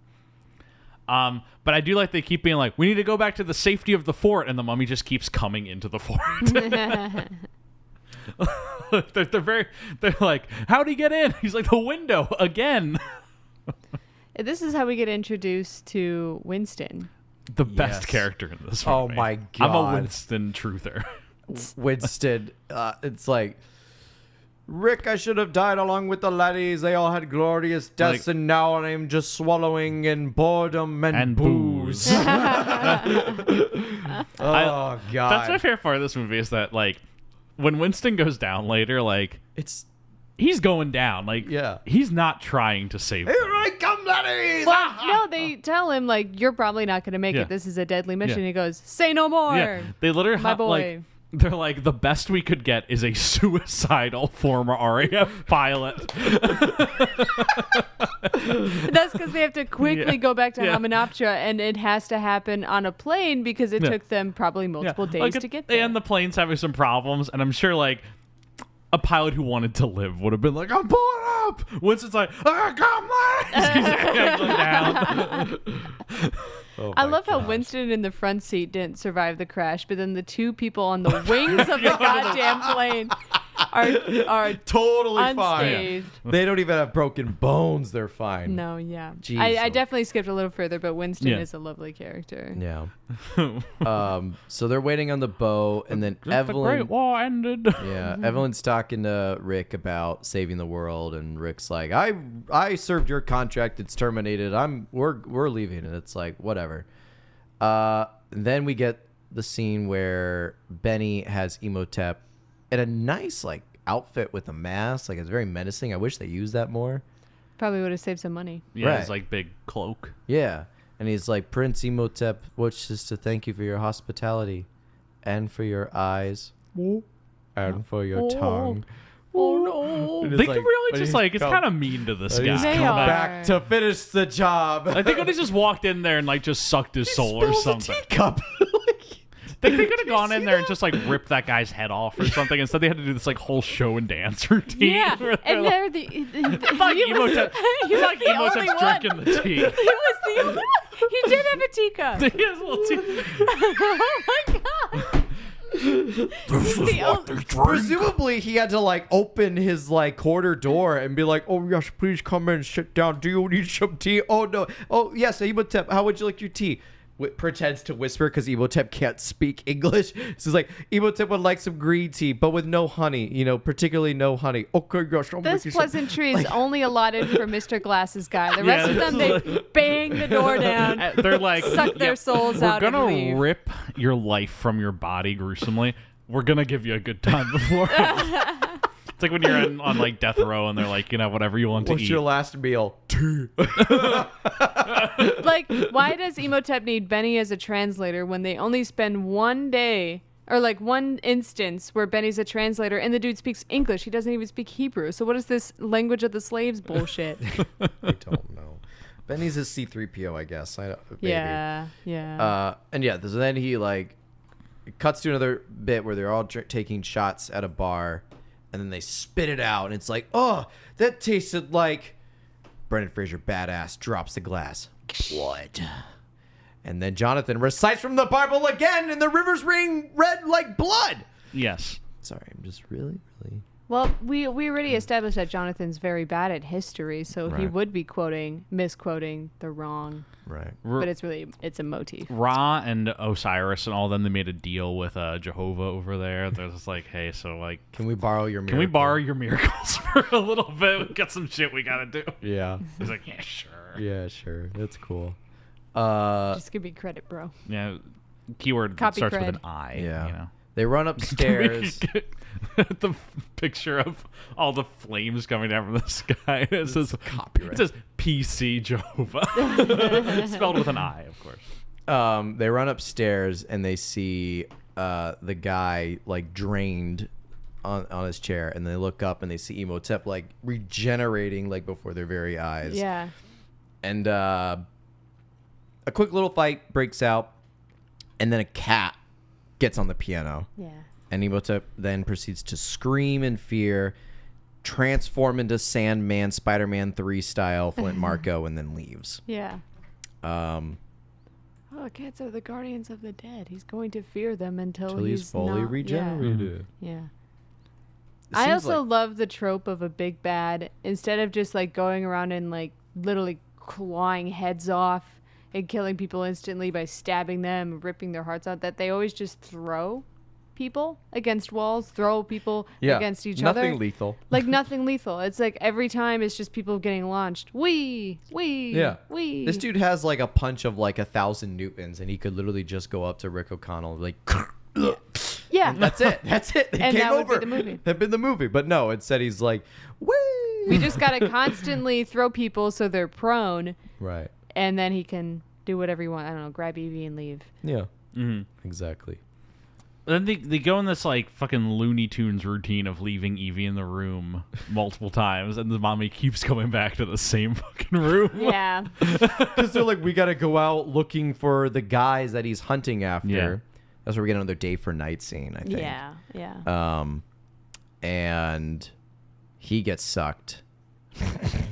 Oh no. He gets sucked off real bad. I mean, sucked to oblivion. My man is down bad. He gets sucked off real hard by a 2,000-year-old mummy. The scream soundbite that they use is like, and they look out and you just see like a hooded figure turn over, and it's like gnarly Imhotep. Again, the horrific day for night. This shit. is, I think, the creepiest Imhotep look, when it's like It starts kind of looking humanish, but like fleshy. Very icky, yeah. Yeah.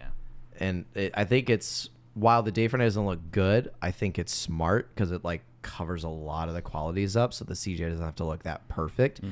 And then we don't see him in the look ever again, because the next time he just Flint Mark goes into the room, lifts the guy into the air, suckles him down, Yeah. and then drops his corpse. That's Eats Mr. him like Bourbon. a turkey leg.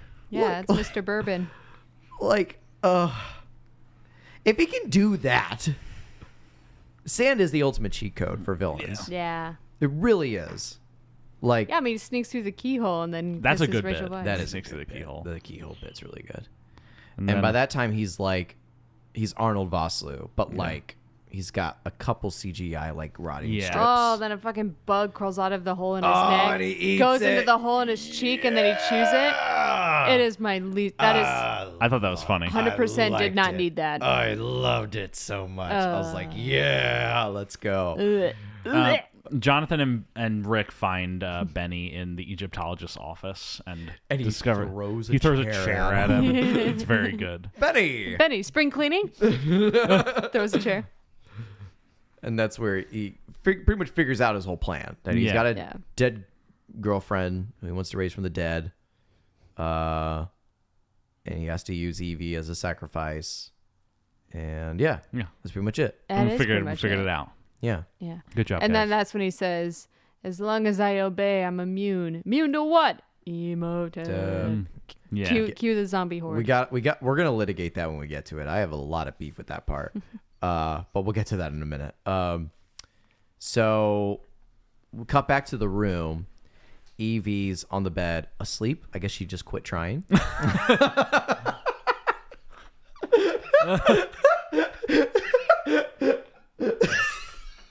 She gave up on the escaping. She gave up and fell asleep. There's a murdering mummy out looking for them. And she's like, this is a perfect time for a nap. Okay. All right. It's fine. It's fine. It really is fine. No, she's asleep on the bed. And then Imhotep does a keyhole move. Yeah. I'm still not over the fact that he literally just went through the window, picked the guy up, suckled him dry, and tossed him like a towel. Yeah. That to me Folded him like laundry. He literally just like disrespected that man so much. The dude's just like sitting like, oh, okay. He never got his bourbon. They afforded the first guy the courtesy of his tea and could not let this man have his bourbon. No, not at all. Not at all. But he kisses Evie with his disgusting decomposing Rotten mouth. which rots more when he kisses her. Yeah, it's real grody. It's nice. I wish that would happen to me. What? I mean, you want a corpse? I can get you a corpse Anyway, by 3 o'clock this afternoon. Evie freaks out, and then Rick bashes through the doors. He's like, hey! And he holds up a cat. Oh, looking for this? Meow. And the cat goes, and he goes, and he turns into sand and flies out the window. Admittedly, a very scary looking cat. Honestly. Yeah. They should honestly get, those backpacks that people wear now with their cats inside? Oh, like the little globe? Yeah. Just give one to each of the Americans. Just give one to each of the Americans, and they're fine. Well, that was their greatest weapon, and they don't use the cat when they get into the tomb. I would have taken the cat everywhere. Yeah. Exactly. They don't do it. They dropped their biggest weapon. They did. Fumbled it. They did. They all go to the Egyptology Museum. Yeah, To link up because- with the Evie's boss and the Magi. And they find out that he's been working for the Magi the whole time. What? Pretty cool. And they look at some ancient tablet and they determine that the Bembridge scholars got it wrong, and that if the Book of the Dead was underneath the statue of Anubis, the statue of, or the Book of Amun-Ra, which is the Book of Life, would be underneath the statue of Horus. Yeah. So we gotta go back to Hamunaptra, get that book, because that book can take life away that has been given. Which, pause. Anubis, if my mystery serves right, is the Egyptian god of the dead. Yes. Yeah. So, Look, the Bembridge scholars suck. the Bembridge scholars are awful.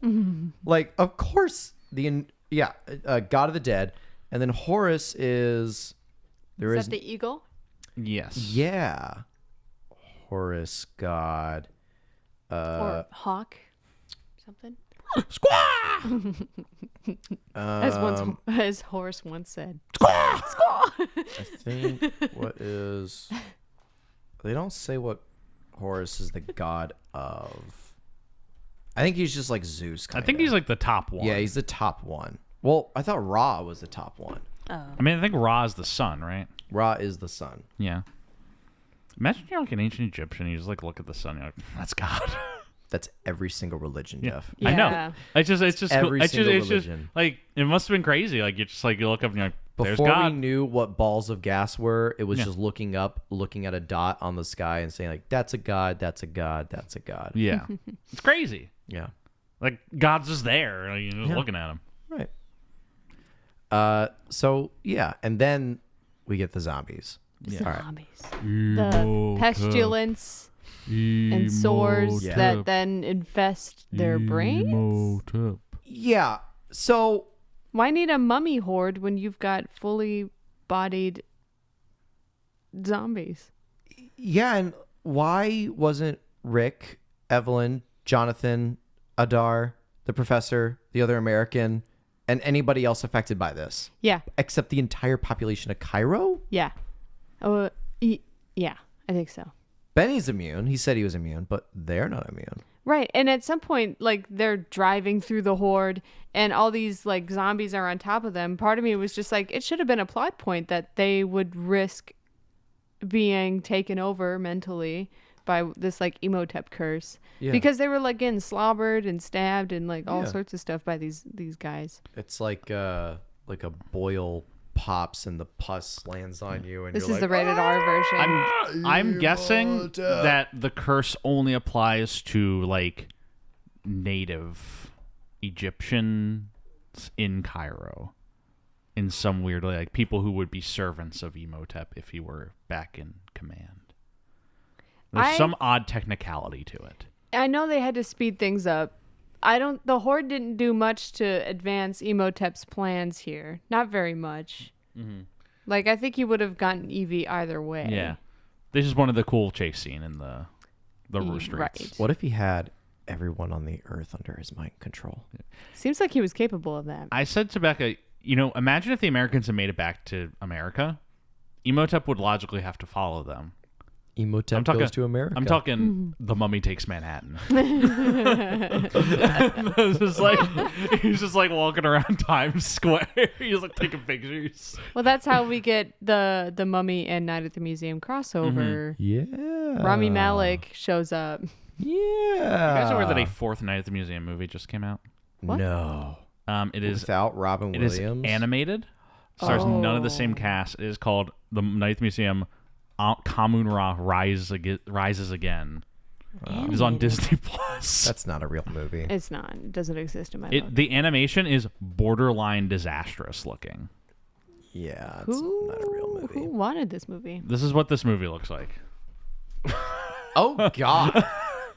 Oh God. Oh man. Anyway, That's just the thing I want you guys to be aware of. so they get in the car and they're running away from the Horde, and they're running over people left and right, just crushing uncles and mothers and fathers. Mr. And Bossman is there. Yeah. And he's swinging a sword around, I think. they put the American in the back seat. Oh, that's right. He gets taken. And fucking course, he's the one that gets yanked off the back of the car. And, if I were them, and I was like, if he takes you, he's invincible, right? So, like, you make that guy your most prized possession. But when they pull the guy off the car, they just keep speeding away. Like, who the fuck cares? Yeah. And so the dude, like, pulls out his guns and starts blasting. And the Horde's, like, running by. And then eventually it all stops. And that's when Imhotep comes and sucks him dry. I mean, do they ever verbally establish that they realize that these Americans who have the sacred jars? I think so, yeah. Yeah. Do they say that? I mean, because as a movie watcher or moviegoer, you kind of, you just determine. Well, you also see him regenerate. Well, I guess after the first guy, they see the guy, he's dead. They look up, he's regenerating. Then that's probably the 2-2 moment. There's also a scene when they're at the bar where Rick talks to one of the Americans, like, how you guys doing? It's like, well, you don't have a corpse hunting after you, so how do you think we're doing? That's true. So they kind of like are fully aware of that. So even further to your point, they're aware of this and they still they're just let this dude fully aware go. of who's being hunted. They even have a discussion. There's a scene where they talk about who was in the room when the box was open, because they say, what about Benny? No, he was smart. He ran out of the room. So they know who the four are. Yeah. I would also like to say that they're like, oh, that's the last plague. We skipped quite a few. Yeah. There are 10 plagues. I'm looking at the list right now, straight from the Bible. It's the turning water to blood, which happens. We skip over frogs. Yeah, it's not exciting. We don't get frogs. Yeah. We skip over lice or gnats. Nice. We skip over wild animals or flies. That doesn't happen. Wild animals or flies? Or flies? Or flies. We talking RRR or are we talking I thought there was no, like the cattle are all dying or something like that. Yeah, like livestock? The What's fourth that? plague of the year was of creatures capable of harming people and livestock. Like animals and flies just came in and started attacking. The or is due to different translations of the Bible. Depending on which version you're reading. Right. Which mixtape you're going with. Yeah. The fifth one is pestilence of livestock. We don't get that. Maybe these things just happened off screen. Like there's no reason for them to cut to a bunch of cows dying in a field. Jeez, no wonder they couldn't shoot in Egypt. Boils we do get. We do get thunderstorm of hail and fire. We do get locusts, and we get the darkness for 3 days. We skip over the final one, which is death of firstborn son. Maybe that did happen off screen. It would have just really sucked. None of our characters are firstborn sons. Jeff, you're the first and only born. I'm a firstborn son. Yeah, I'd be I a was gonna firstborn say. son. I'd be dead. Do you guys there? Imhotep knocking on your door. There's like someone who did like a whole article about that if the plagues happened in the way that they did, that there actually is a scientific reason how it all happened. How like the blood in the river is that not blood? It's a red algae. Yeah. And that infected like the bugs, which infected the livestock, which infected like the food and the people, and there's a bunch of weather stuff you got to account for. Fascinating. And then what was the cherry on top of the whole theory is that the death of the firstborns. So in like Egyptian culture, the firstborns always got the lion's share of like the meals. So when they were eating like infected meat, basically, without knowing it, that's why the firstborns all died. Whoa. Yeah, it's kind of interesting. So you can find like the historical story for All this. started with algae. All started with algae in the water. Sucks. Yeah. Wow. Yeah. The you know, it would have to all like correlate with a thunderstorm of hail and fire, which could just be a really bad thunderstorm, just biblically written, and then a solar eclipse. Yeah. Those are two probably improbable things that have to like all happen in the same time frame, but Yeah. yeah. A lot of the things in the Bible are condensed. Yeah. Like it will be a bunch of things that happen like 200 years apart, and there's like Yeah. put them Yeah. at the same time. Yeah. Right. So I don't know. It's just it's very interesting. Yeah. The ecological Yeah. thread of it all. I like to think Imhotep was thinking algae. You Yeah. know? He's like algae, angst und algae. Yeah. Anyway, Uh, so yeah. Evie. What? Yeah. I think we're like well over 2 hours. yes, we are. So at this point, we're basically near the end.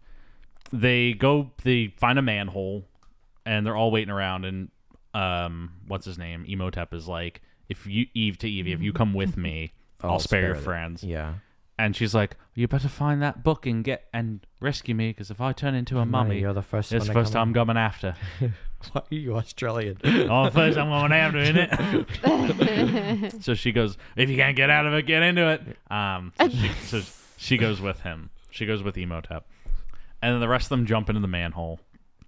Except for Eric Avari, who makes the pointless sacrifice.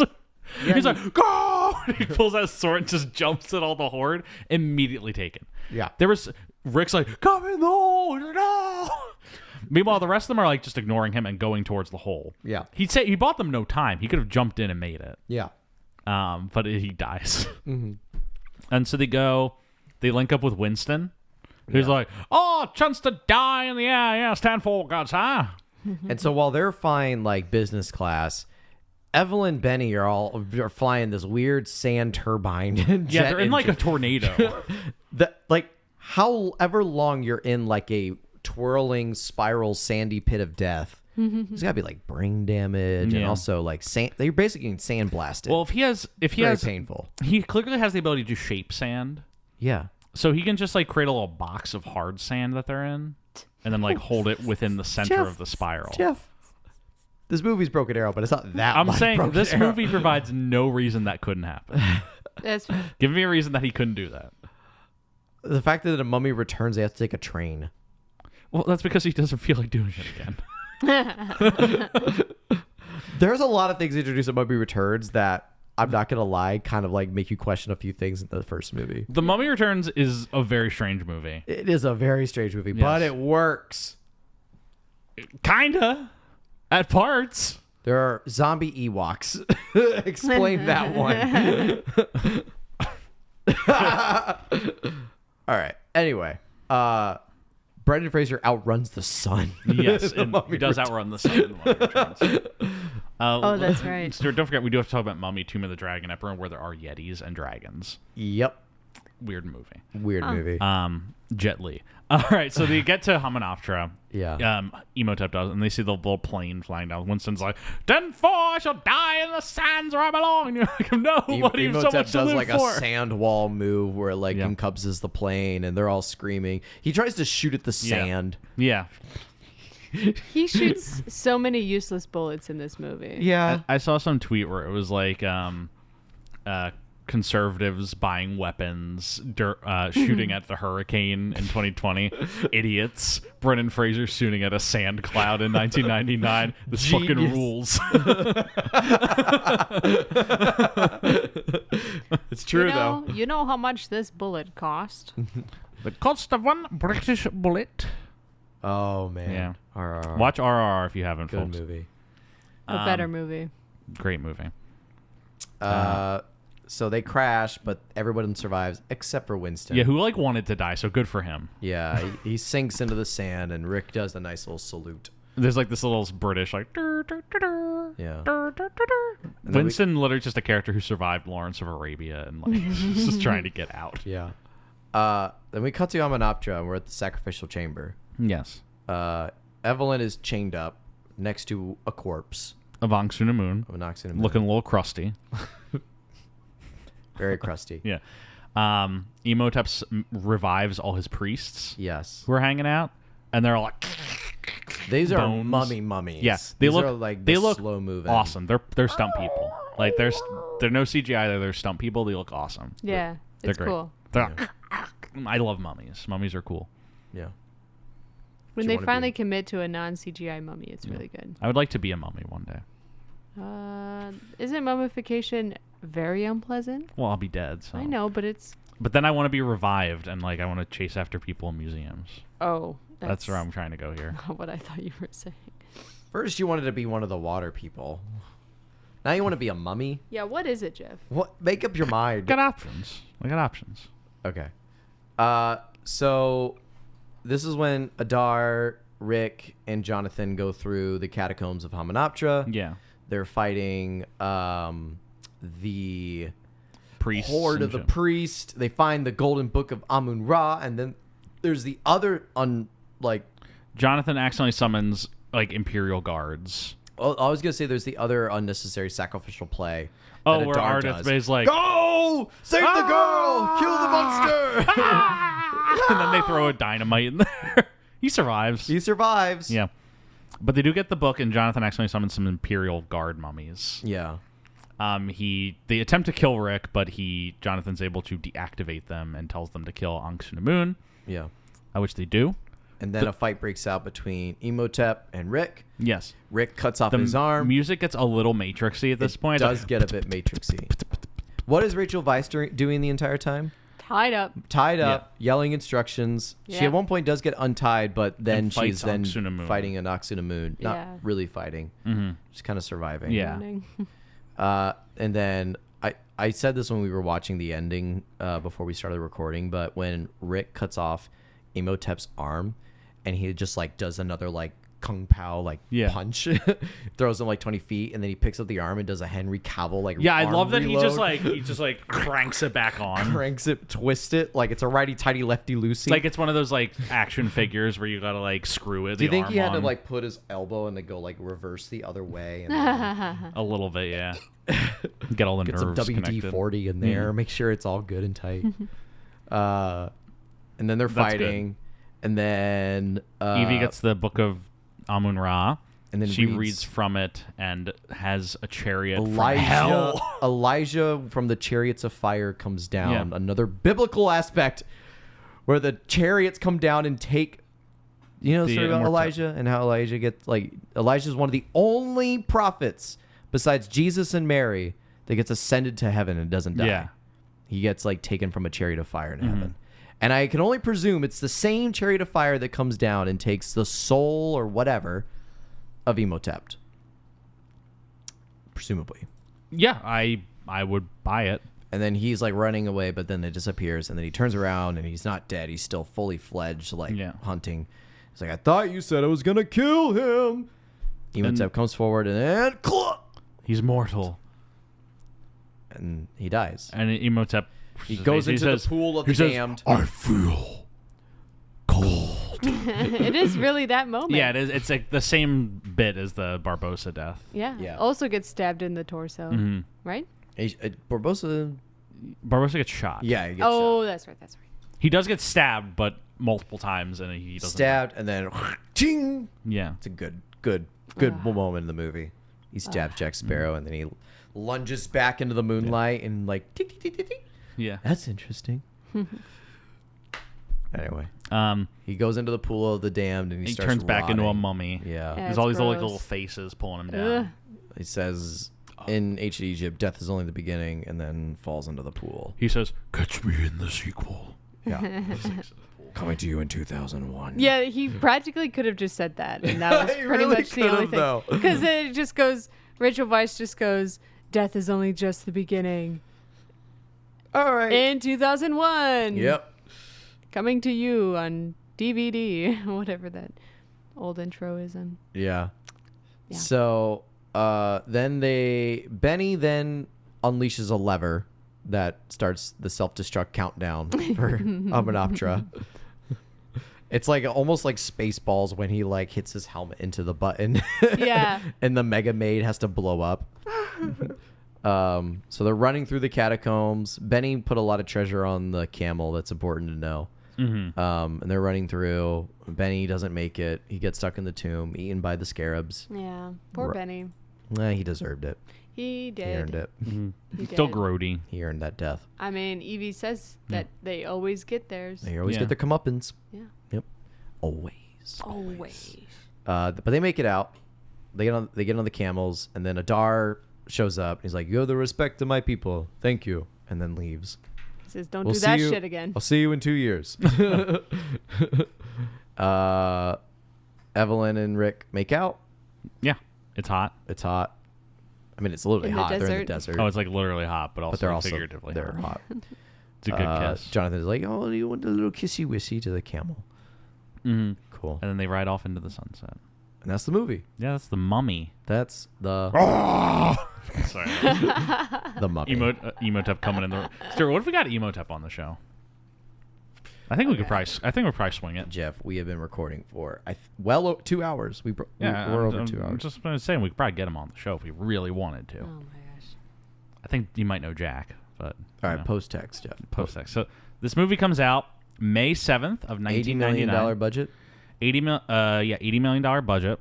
Comes out May 7th, 1999. It's a summer blockbuster. It gets positive reviews. I want to read Roger Ebert's review of this movie, specifically this line. He said, "There is within me an unslaked hunger for preposterous adventure movies. I resist the bad ones, but when a special one comes along, my heart leaps up and I cave in. The Mummy is a movie like that. There's hardly a thing I can say in its favor, except that I was cheered by nearly every minute of it. I cannot argue for the script, the direction, the acting, or even the Mummy, but I can say that I was not bored, and sometimes I was unreasonably pleased. There's a little immaturity stuck away in the crannies of even the most judicious of us, and we should treasure it." That's a really good encapsulation of my feelings of this movie. Yeah. Yeah. And then Pirates of the Caribbean comes out, and it is very much in the same wheelhouse. Mhm. Yeah. Like 4 years later. Yeah. Is it groundbreaking? Is it like preposterously amazing? I cannot argue for. It's hardly a thing I could say in its favor, except that I was cheered by nearly every minute of it. Yeah. Yeah. It's a movie that knows what it's doing and does it well. Yeah. Yeah. Yeah, I agree.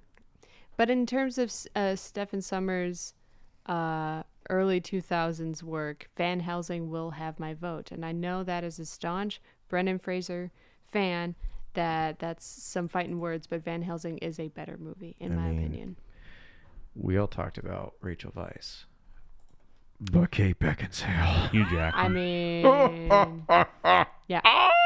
Yeah, and our friend Benny, he shows up again. Listen, how old is Pete Davidson? Kevin O'Connor. Wait a second. How old is Wait. Pete? Oh, Well, no, I have a point here. How old is Pete Davidson? 93. He's 2 years older than me. He's 29. He dated Kate Beckinsale. Oh, really? It gave me a little hope. Kate Beckinsale, who I think is in her 40s. Probably. something like that. Yeah. Anyway, how much money does this movie make? This movie makes a lot of money. Good. This movie had low enthusiasm going into it. There's not a lot of excitement among audiences or fans. So Universal took a Hail Mary pass and put a prominent TV spot for this on the Super Bowl of 1999, which turned its fortunes around immediately. Oh, wow. It was kind of considered, in some way, a throwaway by Hollywood because it was releasing 1 week before The Phantom Menace. And so people were like, it has to make a lot of money in its opening weekend, or this is going to be bodied immediately by The Phantom Menace. It would be mauled, to say it loudly. Good. That's good. I like Yes. that. That was good. So it has a massive open weekend. It makes $43 million It would in be its opening severed. weekend. Sorry. Yes. Be severed. It would be mauled. It'd be cut in half. It would be Palpatined. It's the 9th biggest opening of all time. It would drop down a wow. very large chasm. At the time, since then, there's been a lot more, upper 200 million. it does immediately like become second place behind the Phantom Menace the next weekend, but it holds a very healthy lead in the top 5 for quite some time. Mm-hmm. The week that this opens, The Mummy is number 1. Also in the top 5 are Entrapment, The Matrix, Life, and the Election movie, the one with Reese Witherspoon and Matthew Broderick. So it's an interesting time for movies. The next week, Phantom Menace, and then The Mummy stays second behind the Phantom Menace for 3 more weeks until eventually Notting Hill takes that spot. But like I said, the reviews for it were fairly positive. Most people had the Roger Ebert approach, where it's like it's an exciting movie that you can take the whole family, and it'll make your summer. It gives you something to be excited about. I'm trying to see if there's anything else of a note. It's a big seller on home video. It sold 7 million VHSs. Wow. In its first year. I think I owned it on VHS. We definitely owned it on VHS. This movie has prominent placement in the DVD Universal logo that I was a big fan of on my Jurassic Park DVDs as a kid. Where it's like dun dun dun. I don't know if you know that one. If you had the Jurassic Park DVD, there's like a little Universal prelude, or it was like a little montage of movies. Mm-hmm. I just brought it up because I want to watch it when we cut on this. But this, success. The Stephen Sommers gets a call the Sunday of opening weekend, and they say, we want a sequel in 2 years. So he goes right into making The Mummy Returns. Almost 10 years later, they make A Mummy 3, Tomb of the Dragon Emperor. This movie has spawned a spin-off franchise, The Scorpion King, with 5 installments. There's an animated TV show. And then 20 years later, a reboot starring Tom Cruise finally getting his shot, which explodes in disastrous fashion. There's also a theme park ride of this movie, which I've been on. I've heard it is very good, but I've never ridden it. It's a very good ride. It's a great ride. Everyone tells me it's like the best roller coaster. It is a really good roller coaster. The best? But... And then Brendan Fraser pops up at the end. He's like, you killed a mummy. Yeah. But that's all I have in terms of post-ex. For Fraser, like we said at the beginning, this is the movie that shoots him off. From this point on, he is A-list, tried and true. And he's going to go on in the next few years to solidify that with a mix of, he jumps right into The Mummy Returns, but he'll also be doing some movies like Bedazzled, Dudley Do-Right, Monkey Bone, Quiet American, eventually Looney Tunes. General movies that continue his string of success at this time. And so I'm excited to delve more into that period of his life and his career. Stuart, any final thoughts on The Mummy? Nah, I don't think so. It's just a childhood staple of mine that I watch at least like once a year.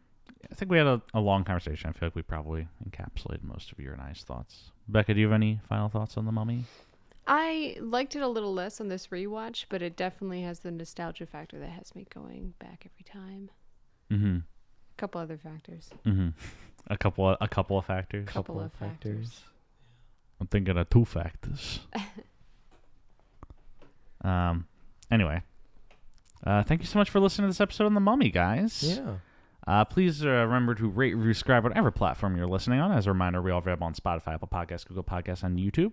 Pop into our Reddit, r/Travolting. Find us on Twitter or Instagram at TravoltingPod. You can find me on Twitter at Jeff W. Sweeney. You can find me on Instagram at StuartElmore95. Anything you want to plug, Becca? You can find me at Becca Lynn Artist on Instagram. Hell yeah. And as always, special thanks to Rebecca Johnson for our graphic design. Yeah. Michael Van Modigam Smith for our theme music. And Ange Gardner for our social media. Make sure to tune in next week for our episode on Dudley Do Right, a equally robust conversation. We'll do you right by this one, folks.